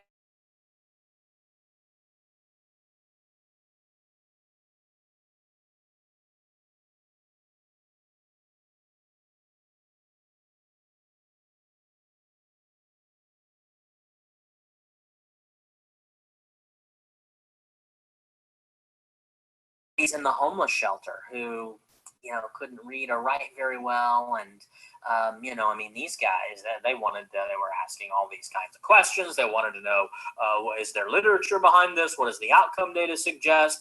One guy's even asking, like, how was the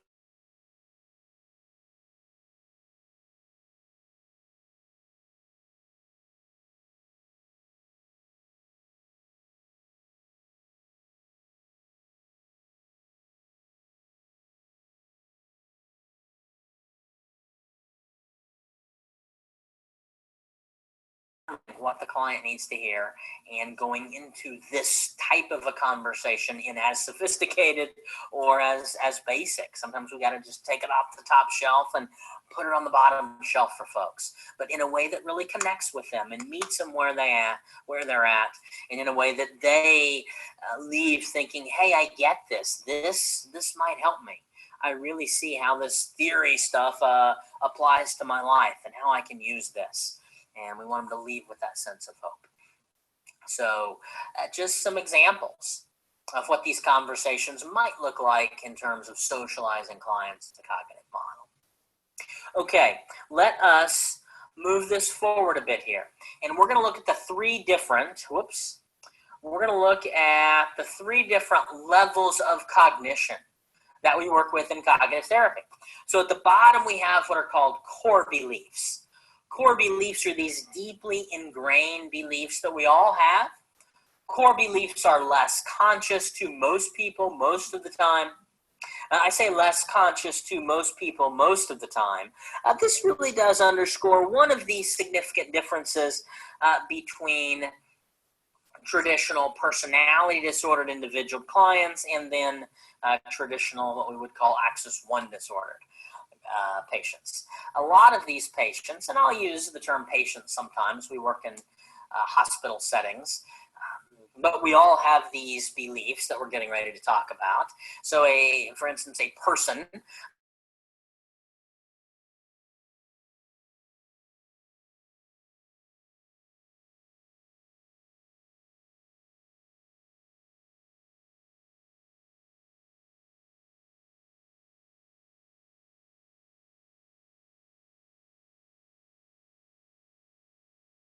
is probably by quite a bit, okay, the most common core belief in the general population that any of us participating in this training might have.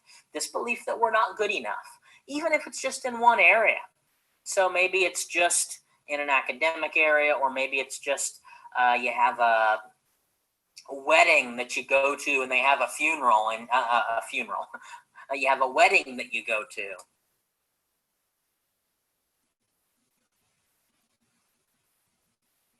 Maybe it's just that you have a wedding that you go to, and they have a dance, and you're not much of a dancer, but as part of the deal, you get out on the dance floor, and you just feel kind of awkward, and you're one of those people that just kind of has two left feet, and you get that feeling in your stomach, and oh no, this is not my area here. Do I fit in? I'm probably not good enough. And so some people, it may just show up in kind of silly areas that don't necessarily affect overall functioning very much, but there's that belief that we're not good enough. Maybe it's athletically, you're not the most athletic, and you normally don't participate in sports, but you've got a group picnic, and they get out and start batting the volleyball around, and they say, hey, come on out and join us, and it's just not your thing, and you may get that kind of feeling. So it's not necessarily always of clinical significance. It doesn't show up that often, but most people would have this belief they're just not good enough in some way or another. So number one, likely negative core belief in the general population. You can take somebody in this camp and get them to say that or something of that nature, but you usually got to do some work to get down to it. You've got to do some Socratic questioning. You've got to do some probing, whatever, but you get them to that vulnerable spot, and they may say something like, well, I guess deep down in, I've always kind of known I was a screw up, or something like that, language of that nature. And by the way, note the known I was, okay, not believed I was. And that's a constant point of interruption for us, by the way. Knew you were or believed you were. Knew you were or believed you were. It's really one of the first pieces of schema psychoeducation that we do when working with clients, is to help them recognize that. And we usually say it like this, that this is one of the most important concepts here, is that this is what core beliefs do. They make things feel like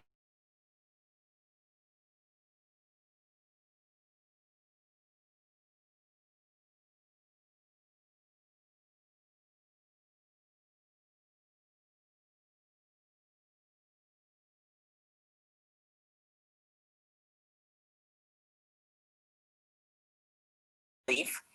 So hopefully we can work on it at some point.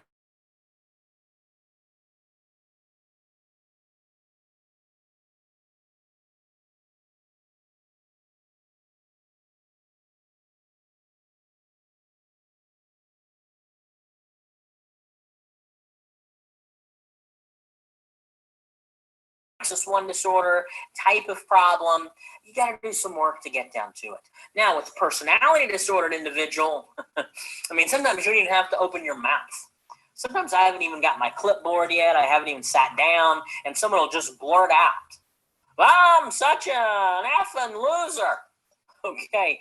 And with these individuals, the core beliefs are just that conscious.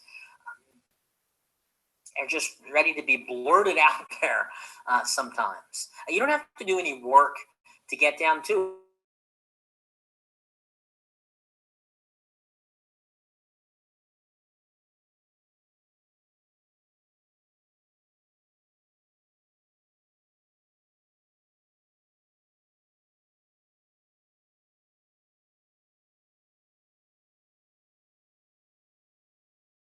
Are the automatic thoughts. You just hear it there without having to do any work to get down to it. Core belief, deeply ingrained, broadly held, all-encompassing beliefs. In the middle, we have what's called a conditional assumption. A conditional assumption is sort of an intermediate level of thought that links an event in life to a core belief. Okay, it links an event in life to a belief, or to the meaning that the client's attributing to it. Oftentimes, these take an if-then format. Or if it's already happened, maybe it takes a since-then format. Okay, so if, she says no, it means I'm completely unlovable. Since I bombed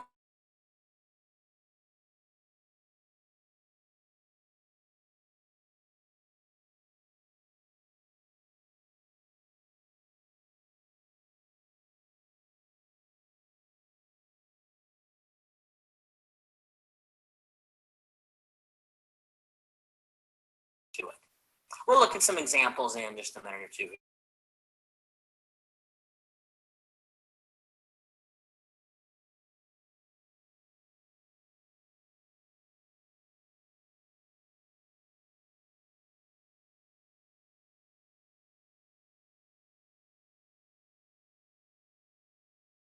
Playing in your mind in response to things that are happening in life. Or if you're looking at the cartoons, it's what's in the little dude's bubble above his head. Okay? It's what's going on up here right now in response to events that are happening real time. Researchers at the University of Iowa and others since then have identified that the average person has 60,000 automatic thoughts per day. Okay, an estimate of 60,000 automatic thoughts per day. So this process of thoughts, feelings,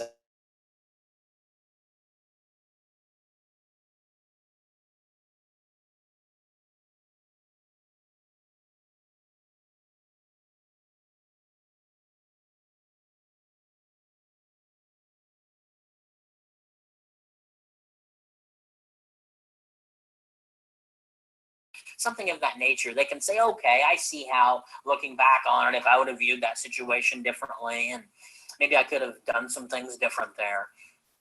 So they see how it maybe could apply to major life issues or areas, but they don't get the role that this plays in every single day decision-making and problem-solving, and even the smaller obstacles that come up in life that we have to face. So the 60,000 automatic thoughts per day. People say, oh, what were you thinking? And the person says, I don't know. I mean, I wasn't. Yeah, you were. Okay. We're constantly thinking. We're always processing information. Even when we go to sleep, we don't stop processing information. That's why people wake up with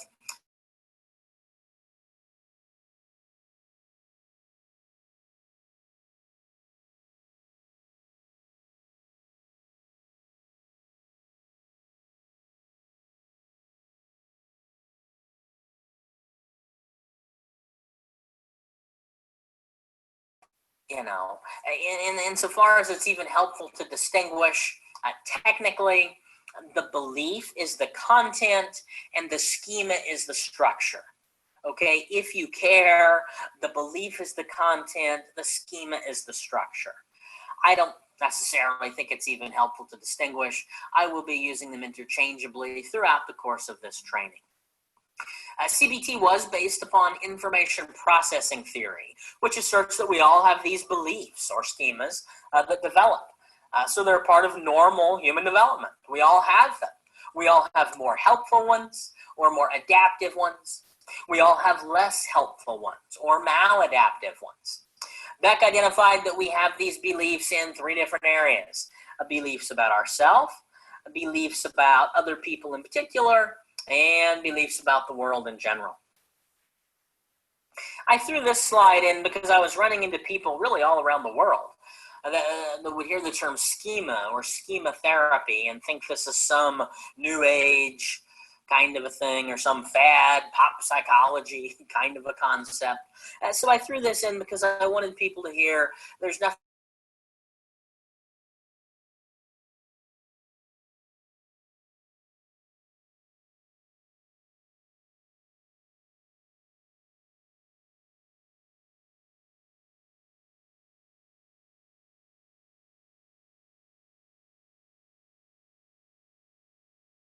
that guides the processing of information.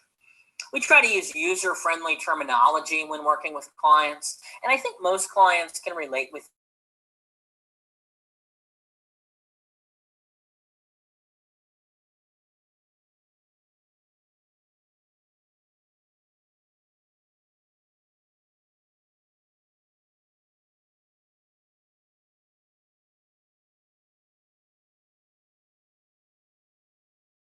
a little bit like this, a little bit like a backwards Pac-Man there, so to speak.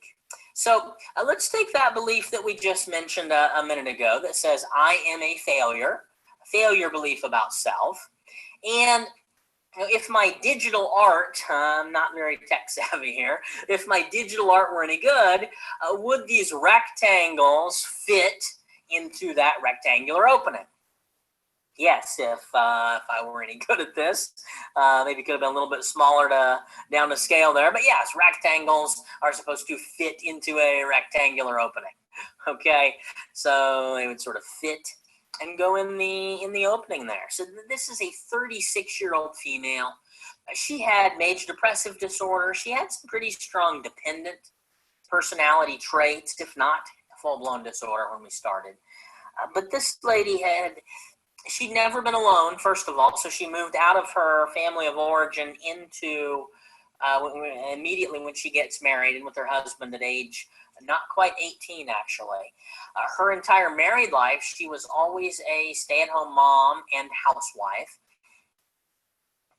We'd been working with her for about 6 months at this point, and she'd really made some pretty good progress in almost every area associated with her depression. One of the things that we did, by the way, was we got her into a part-time job. And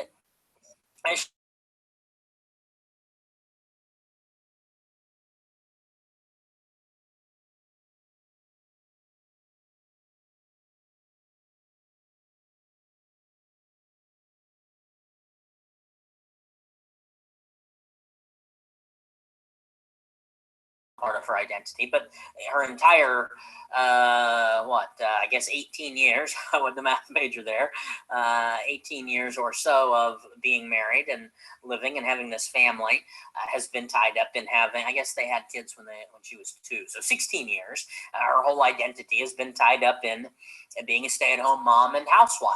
So as she starts to develop some identity in this part-time job, which is excellent, but she's still got a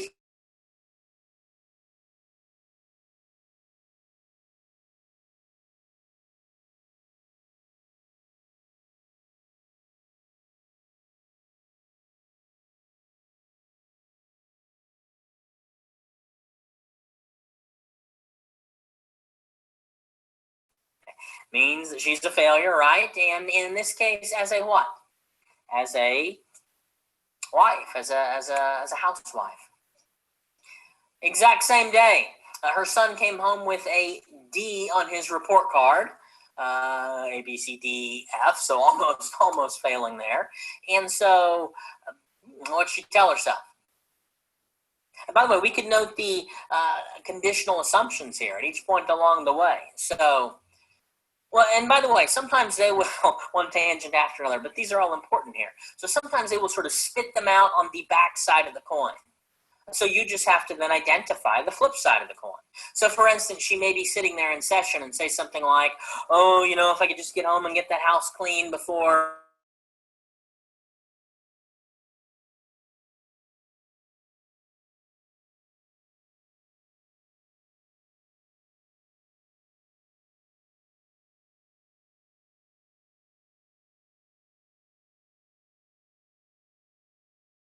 Yeah. If I were a good parent, my child would make A's and B's, or for some parents, straight A's. But since he came in with a D, it means I'm a failure as a parent. I'm a bad one. So we could note those assumptions at each point along the way that links the belief, the event in life, to the specific core belief. Actually, this is the next day. Family gets a new computer.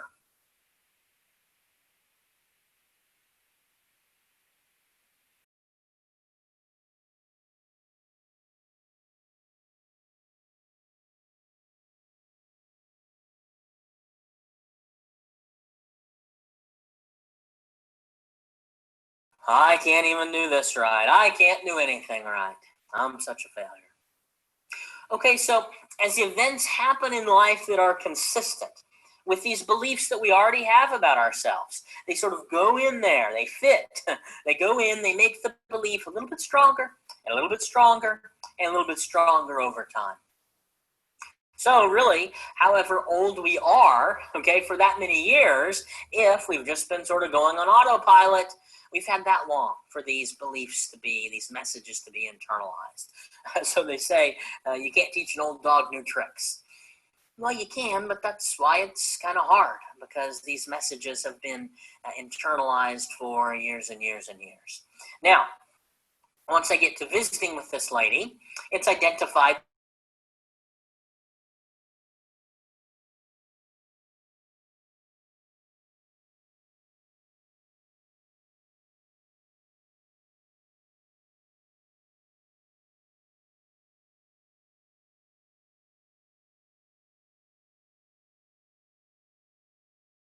and just bounce off, right?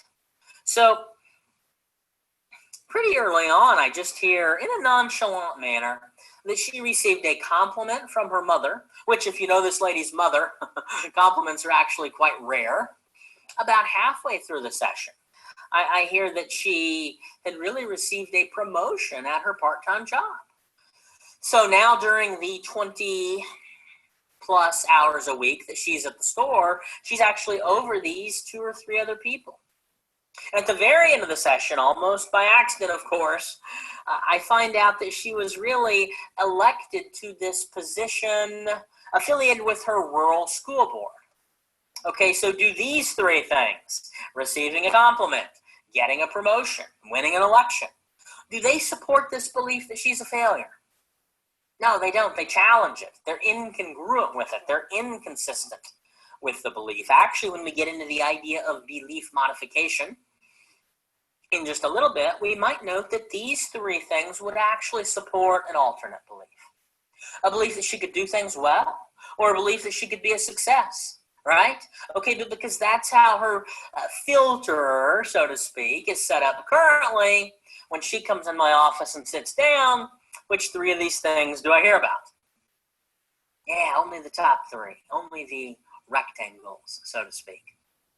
So, throughout the rest of the entire training, whenever I use the term rectangle, and I will fairly regularly, by the way, this is fundamental to our entire treatment approach. Clients know this language.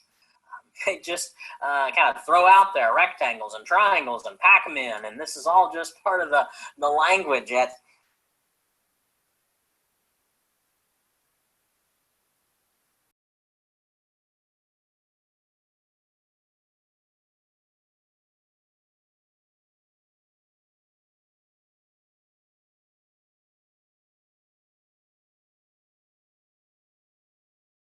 the term triangle.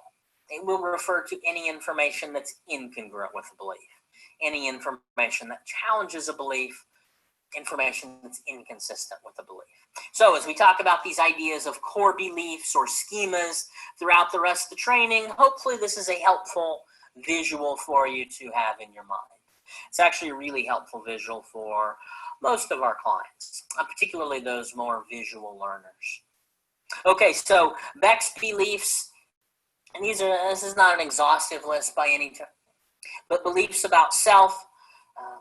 Here are some common ones. Failure. A lot of clients have beliefs that they're worthless. If they're a little bit deeper, we're looking at more worthless or defectiveness even types of beliefs. Unlovable is in there. It's probably the second most common for people that have a desire to be loved or liked and believe that they're not being approved of. Helpless, common belief, particularly for people that struggle with anxiety. Beliefs about others. Others are mean, others are caring. You see some different varieties there. Others are unreliable and untrustworthy. Then some people say, well, aren't those two the same thing?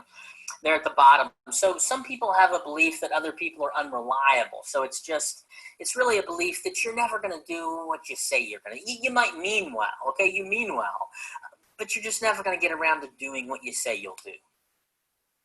And then untrustworthy sort of takes it to a different level. So it's like, I don't even think you mean well. You know, when you said, sure, I'll be there to help you out tomorrow, you didn't even mean to, you didn't mean well and then just forget. You purposefully said that because you were out to get me in some way or you wanted to set me up in some way. So this is really more of a paranoid type of belief. Beliefs about the world, pretty broad as well. So identifying beliefs in all three of these areas, important because it really plays a role in how information is processed. And you're going to get a sense of what this looks like when we get into some of the different conceptualizations for the different symptom sets. And as we're able to identify patterns in clients' thinking and behavior, you'll see exactly where these schema-driven behaviors come from as you get a better understanding of the cognitive specificity of each diagnosis and with each client. So with these belief combinations, different belief combinations in these three areas are going to produce different types of behaviors that we're going to need to target in our treatment. Okay, let us move this forward to schema therapy. Now, how many of you have heard of schema therapy? Jeff Young. We are not going to get into purist schema therapy much in this particular training, but we are going to look at a number of different schema modification types of approaches. So I do want you to have a familiarity with Jeff Young's 18 early maladaptive schemas. He's identified 18 different schemas in 5 different domains.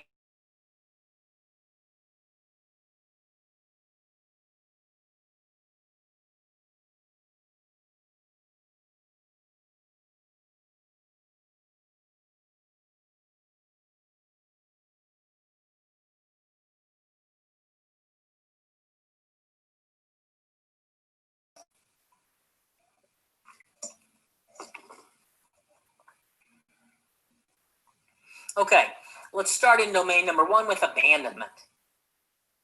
This is actually, in Beck's language, this is a combination of 2 beliefs.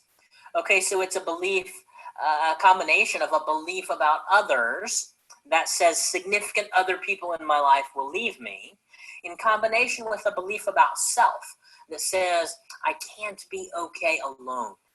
I can't be okay alone. This combination, to an extreme extent, is what we see in the borderline personality disorder. On day 3, I'm going to review these schemas and go into a little more depth on particular schemas that are relevant for personality disorders. But, you know, to the extent that any of us is okay alone, the less we have to freak out if we think somebody's leaving. Abandonment. Mistrust. This is a primary belief in individuals with paranoia. We'll say a little bit more about this when we get to the paranoid personality on day 3. Also, we see mistrust schemas in pretty high numbers in victims of trauma, and particularly higher numbers in people that have experienced person-on-person trauma. There's something a little more heinous about being violated by one's fellow man than, for instance, being a victim of a natural disaster, being in a car accident that could have been accidental, or an earthquake, or something of that nature that really gets at the core of human trust, mistrust schemas. Defectiveness. The emotion most closely associated with a defectiveness schema is shame. Other orientations may use the term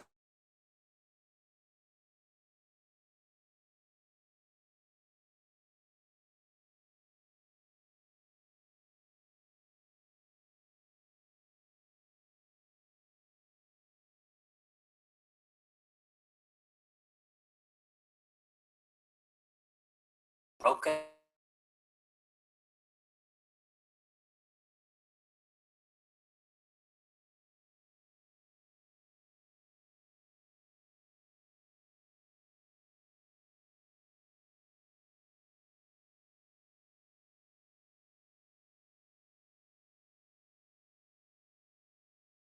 Sense of there's something inherently wrong.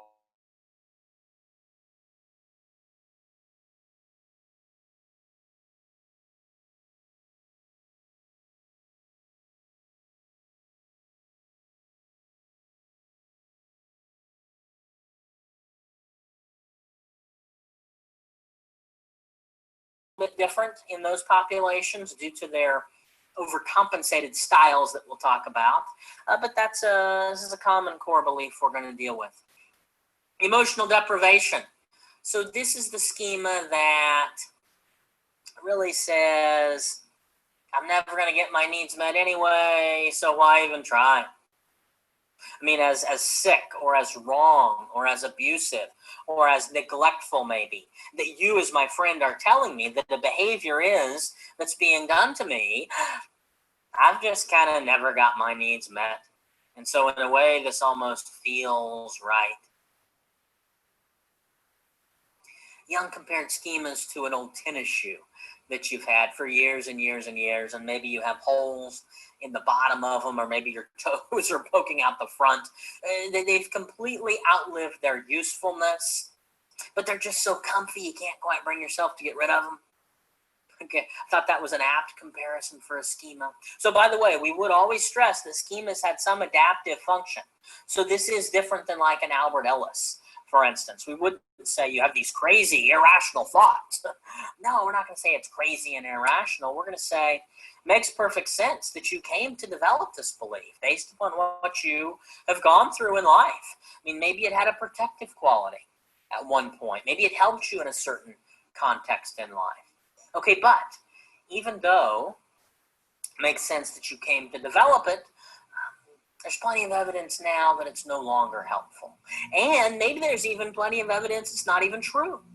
Okay, but like that comfy old tennis shoe, we sometimes just sort of stubbornly hold on to these beliefs over time, sometimes in the face of some pretty compelling contradictory data. But emotional deprivation. None of those clients that have been so many, or maybe friends or coworkers or whatever, who've been in so many unhealthy relationships in their life, and they finally get in a relationship that's a little bit healthy, and they start to freak out. Okay, for them, being touched appropriately, receiving appropriate nurturing or closeness, or even compassion, cannot feel right to them. They don't like it. They get uncomfortable with that sort of intimacy. Doesn't feel right. Yuck. One of them said. Several of them probably. One in particular I have in mind. Yuck, she would always say. We tell clients that rectangles are going to feel right. Okay, but if that's all you're willing to expose yourself to, you're going to continue to find yourself in the same types of situations, dating the same types of men and the same types of these same destructive patterns that some of these clients have been entrenched in for 20 years. And we tell clients that triangles aren't going to feel right. Triangles are going to feel uncomfortable when they hit that opening and that they don't go into. They're going to feel uncomfortable in some way. Okay, but they're what are going to be necessary for you to be willing to confront and expose yourself to if you ever want to get out of this destructive cycle. And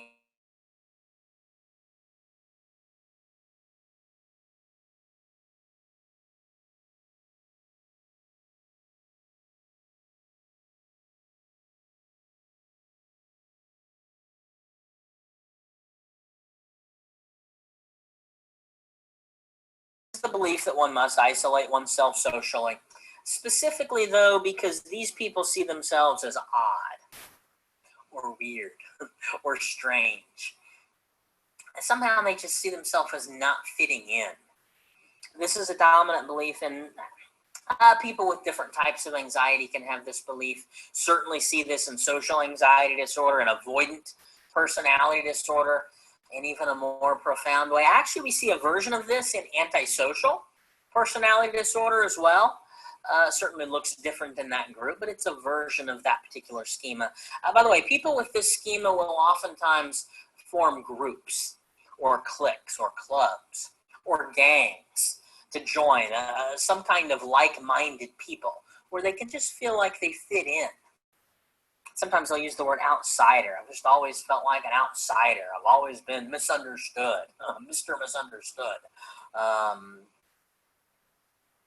they form these groups or cliques or clubs or gangs, and sometimes they take on this sort of us against the world type of mentality. Nobody believed in us, but we believe in us. Social isolation. In domain number 2, dependence, obviously to an unhealthy extent, the belief that one must be overly reliant upon others to be complete or whole. Vulnerability, there's actually 3 different specific subtypes of vulnerability schemas, and then a more general vulnerability schema. We'll get into those subtypes a little bit later as they pertain to different diagnoses and symptom sets. But in general, this is the belief that one is overly susceptible to harm. Okay, so these are people that are interpreting stimuli as more threatening than in reality it really is. And we now have brain-based research to show, even in a split second, when these interpretations, how they affect the amygdala and the prefrontal cortex and the different messages that are sent to set off the alarm system. And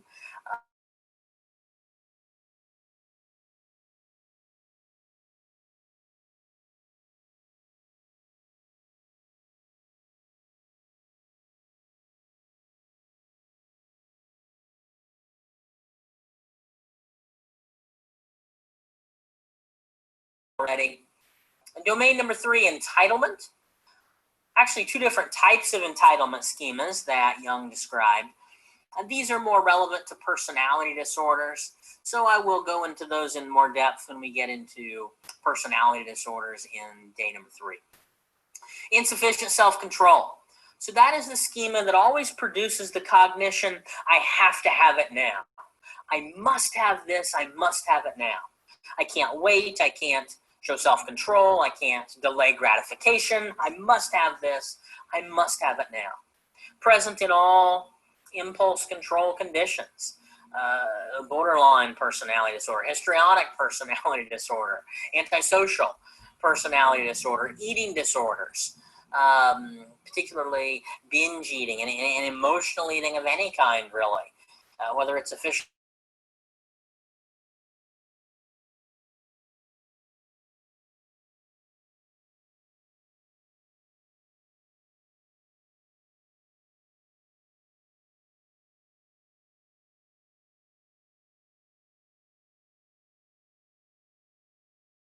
role, and it's more just about, I'm going to make sure everybody else gets their needs met before I get my needs met. And in extreme forms, maybe it's attached to a different schema. Maybe it's not even okay that I get my needs met. In more advanced or in-depth conceptualization, I should say, sometimes we note that there are these schemas that can be attached to each other. So for instance, one example of a schema combination that could be attached is where we may see this self-sacrifice schema attached to an emotional deprivation schema. So that's a typical schema combination that we would see in the enabler, in that codependent cycle that, if any of you have done addictions-based work, are very familiar with, or maybe even have a personal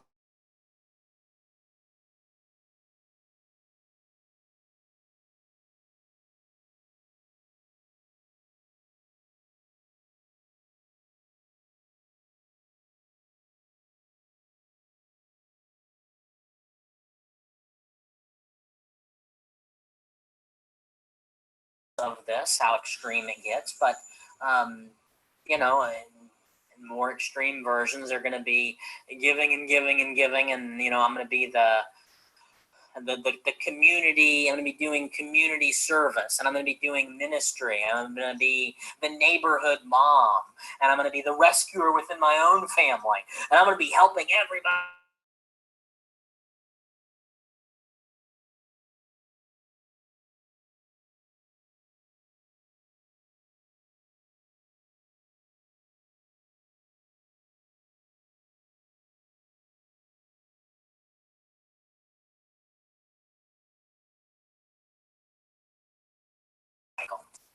By the way, Jeff Young identified that by far and away, subjugation and self-sacrifice schemas are the two most common schemas seen in mental health professionals and nurses. In live trainings, I usually have some people nodding and smiling and shaking their heads, and some people's eyes get this big. This does make sense. I think I mentioned this, but if I didn't, we all have some of these. We may view each of these on a continuum. Okay, and so we have to have some of this,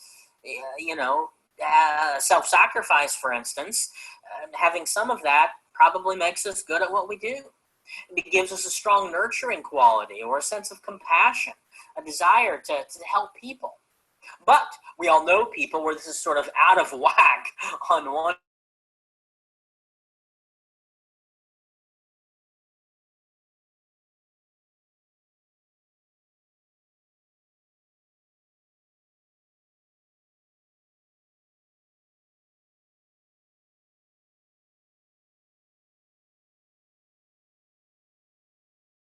But we all know people that these controlling other people, where it gets out of hand and it really rubs people the wrong way and damages relationships and sometimes damages the milieu when it's done in the work setting. And so again, we all have these. So the healthy thing, by the way, is to say, yes, I see a little bit of this in me. Yes, I know I have a little bit of that in me. The unhealthy thing is to go, no, I don't have any of those maladaptive schemas. I'm not going to talk about that. So to be able to recognize those. Approval seeking. This is akin to Beck's unlovable belief. Any people pleasers out there? Okay, this is the schema that those approval seeking cognitions come from. For people that approval from others is important. And in domain number 5, negativity, pessimism. This is the colloquially glass half empty type of person. The person who's overly focused on negative aspects of life, death, loss, pain, big and chronic pain work. A lot of that is attentional type of work. Actually, some neurobiological research substantiating that this belief and its role in maintaining depression over time, what the literature will call selective attention to negative data. And we now know that selective attention to negative data has been associated with a hyperactive amygdala and then hyposensitive prefrontal regions of the brain. So a couple of journal articles on the cognitive model of depression and its neurobiological correlates. So we'll reference this again tomorrow or on day 2, whenever you happen to be participating in that training, when we get into the cognitive model of depression. Emotional inhibition. This is the belief that I must inhibit my emotions. It's not okay to express my emotion. It's not okay to show my emotion. And maybe it's just one emotion. For some people, anger. I mentioned the lady that I spoke with earlier with the religious background that sort of programmed her that anger was unacceptable. Certain cultures, by the way, discourage the inhibition of emotions. So we certainly need to take religious and cultural backgrounds into consideration when doing our case conceptualization from where these beliefs come from. But not expressing one's emotions. Sometimes it's more of a cultural or sort of religiously ingrained idea. Other times it's, we may see this type of schema, for instance, in somebody who was raised in a family where there was domestic violence or physical or sexual abuse or emotional intimidation even.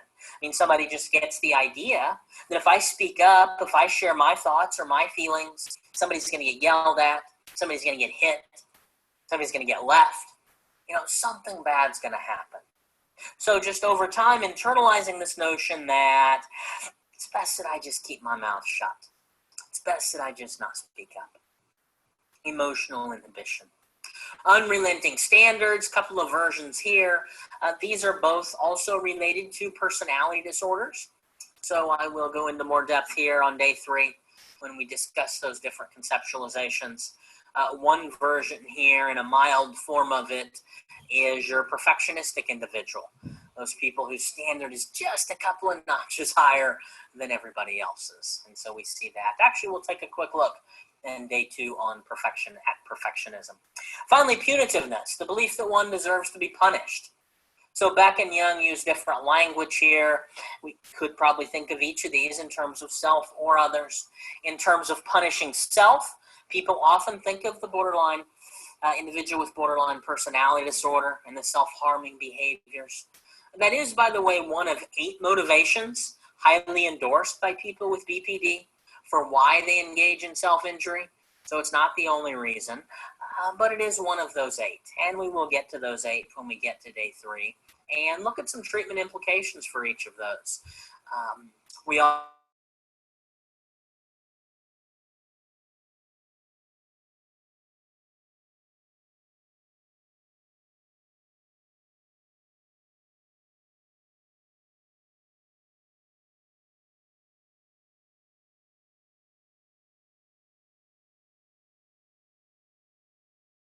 litigious patients, okay? Those patients just walking around the unit waiting to file a grievance, and they got the chip right there, and the minute somebody does something, boom, they're ready to zap you. Punitive. But we can be passive-aggressive. Anybody have passive-aggressive patients or people in your life? So anything we do, even if, again, no matter how large or how small, even if it's just a couple of minutes of the old silent treatment, okay, anything we do with the motive of sort of getting somebody back. Punitive schema. So those are Jeff Young's 18 schemas. Let us give you a couple more characteristics of schemas in general, and then we are going to stop for our first break.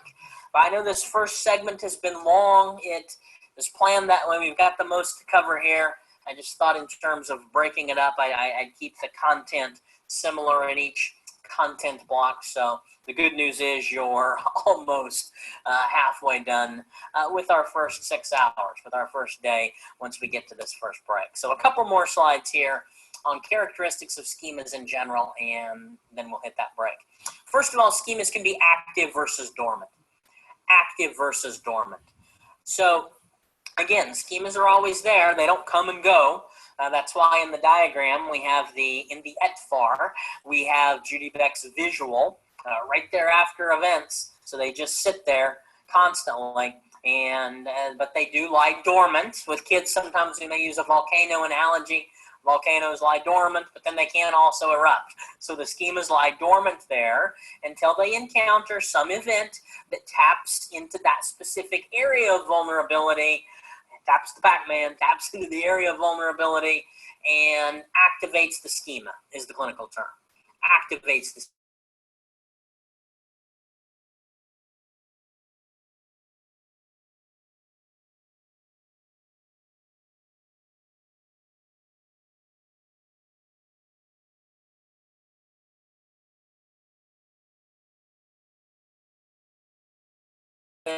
is to say that so-and-so really knows how to push my buttons. So sometimes we use that language, but the content of the belief is still important. So push your failure button, push your control button, okay, if it's subjugation that we're working on. But they're all just user-friendly ways for talking about a schema being activated.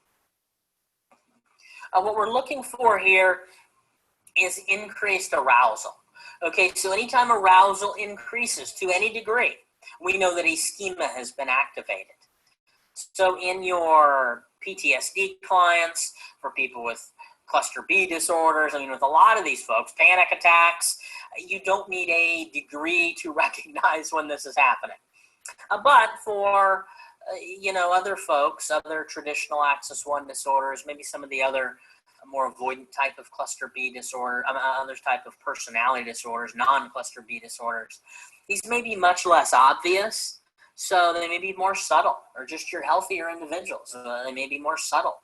So you may have to really monitor for nonverbals. Does their voice just start to slow down? Do they start to tear up a little bit? Or do you look down under the table and see their foot is kicking and their leg is all of a sudden gotten agitated and they've got all this anxiety? And by the way, when I notice that, I always want to point it out. It's always a place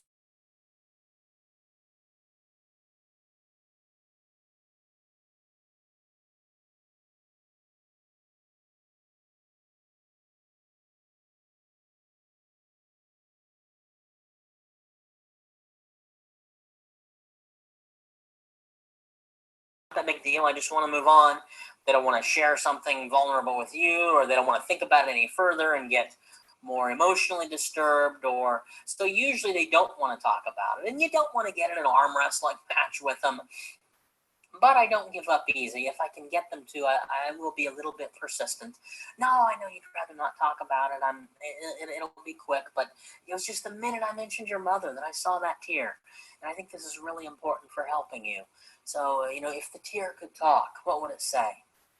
My guess is there's maybe a story behind that. Because if we can get them to go there, that will identify a belief that oftentimes is going to need to be a target of intervention. So, again, even in us, maybe you have a fear of some kind, a fear of an animal, or a phobia, or a fear of, maybe you just don't like to, it's not really a fear, but you get a little anxious on a plane. You don't like to fly. You get on the plane, you feel a little something in your stomach. Maybe it's not full-blown.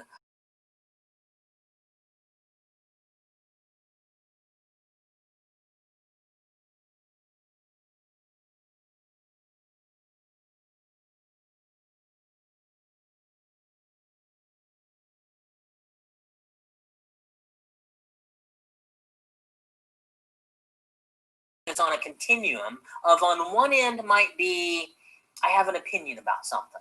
It's just my opinion. Tell me what you think. Send me a link to a story that I'll be willing to read, and maybe I'm willing to change it. It's just my opinion for now. To this other end of the spectrum, which is literally the martyr. I would literally die to hold on to this belief. It is this important to me. It is this deeply ingrained. It is held with this much sort of degree of conviction. Obviously, the less compelling the schema, the more susceptible it's going to be to modification. And, clinically speaking, the better the prognosis is in the patient. The more compelling the schema, obviously, the more difficult it's going to be to modify, and the more guarded prognosis is in the patient. Also, in terms of activation, the less compelling the schema, the harder push of the button, so to speak, it takes to activate it. The more compelling the schema, the lightest tap on the button can produce these intense emotional responses. We'll talk more about this, actually all three of these, when we get to personality disorders. But compelling has to do with the strength of the belief, and that is one of the characteristics that we're going to be looking at for not only individuals with personality disorders, but any individuals that are going to be more complex, those more complex cases that some may tell you that you need a different modality to treat. Finally, schemas can be pervasive.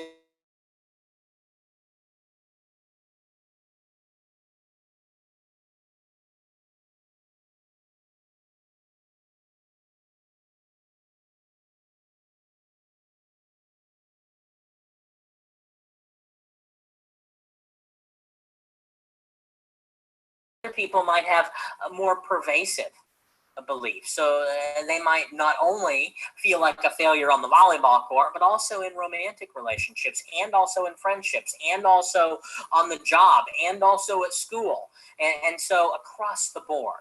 So they're more pervasive in nature.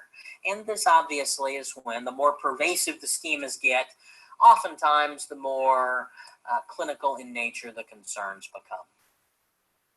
Okay, last slide before we get you to a break here. Schemas are strengthened through three different processes: schema maintenance, schema avoidance, and schema compensation.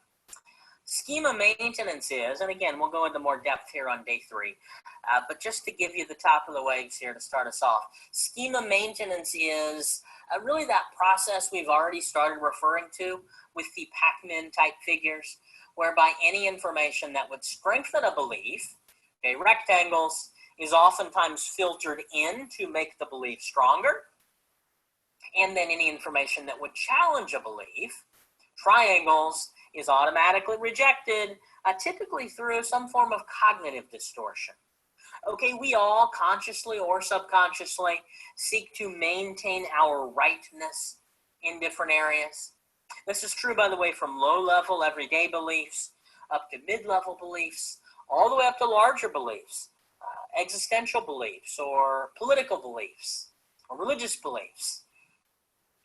So I mentioned the word autopilot a couple of minutes ago. I said if we just go on autopilot,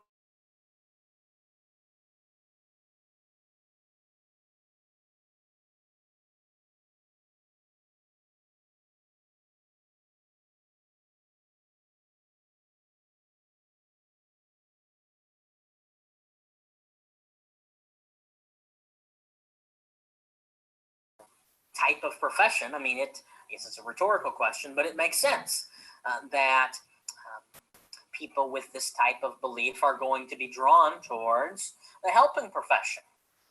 I like to help people. Let me be a psychologist. Let me be a therapist. Let me be a nurse. Let me do something where I get to, use that part of me, that talent, that innate aspect of me, to help people on a regular basis. But reinforces that belief. Occupational selection can be a powerful reinforcer of these beliefs. Something in my eye here, sorry about that. Maladaptive partner selection can be a powerful reinforcer of core beliefs. We see ourselves attracted to the same type of person if we see ourselves attracted to the same type of person in relationship after relationship after relationship. Okay, this isn't just coincidence. People say, oh, it's my type. Well, there's a schema maintenance process involved here. It's actually part of the work that we do with folks is helping them sort of develop a different type, so to speak. This is later on. This isn't usually initial work, but when they're trying to end these lifelong patterns of anxiety or substance use or whatever that are oftentimes fueled by the types of relationships they're finding themselves in, taking a look at this schema maintenance process and gradually helping them make different choices in terms of occupational selection, relational selection, any areas of life that are maintaining these problematic beliefs and behaviors. Avoidance. There's actually 3 different types of avoidance. There's what's called cognitive avoidance, there's what's called affective avoidance, and there's what's called behavioral avoidance. We're going to get into all 3 of these a little bit more.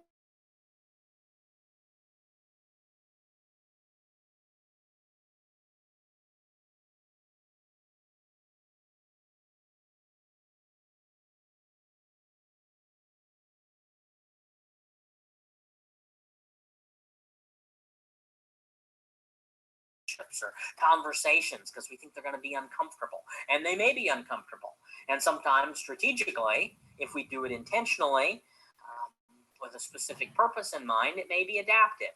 But if our autopilot's just running and we just do it to avoid discomfort, then it's actually strengthening these beliefs that again are driving the behaviors that we say we are attempting to change.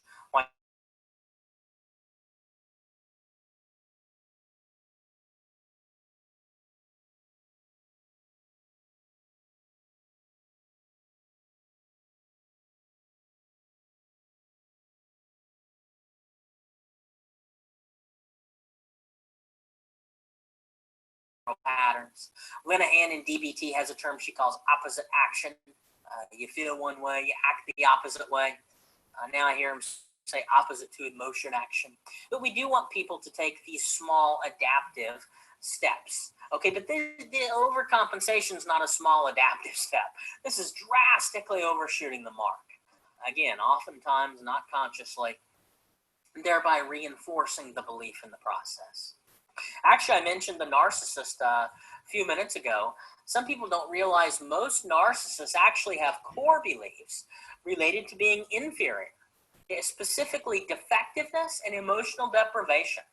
Defectiveness and emotional deprivation thought to be the two most common core schemas in most narcissists. Okay. Well,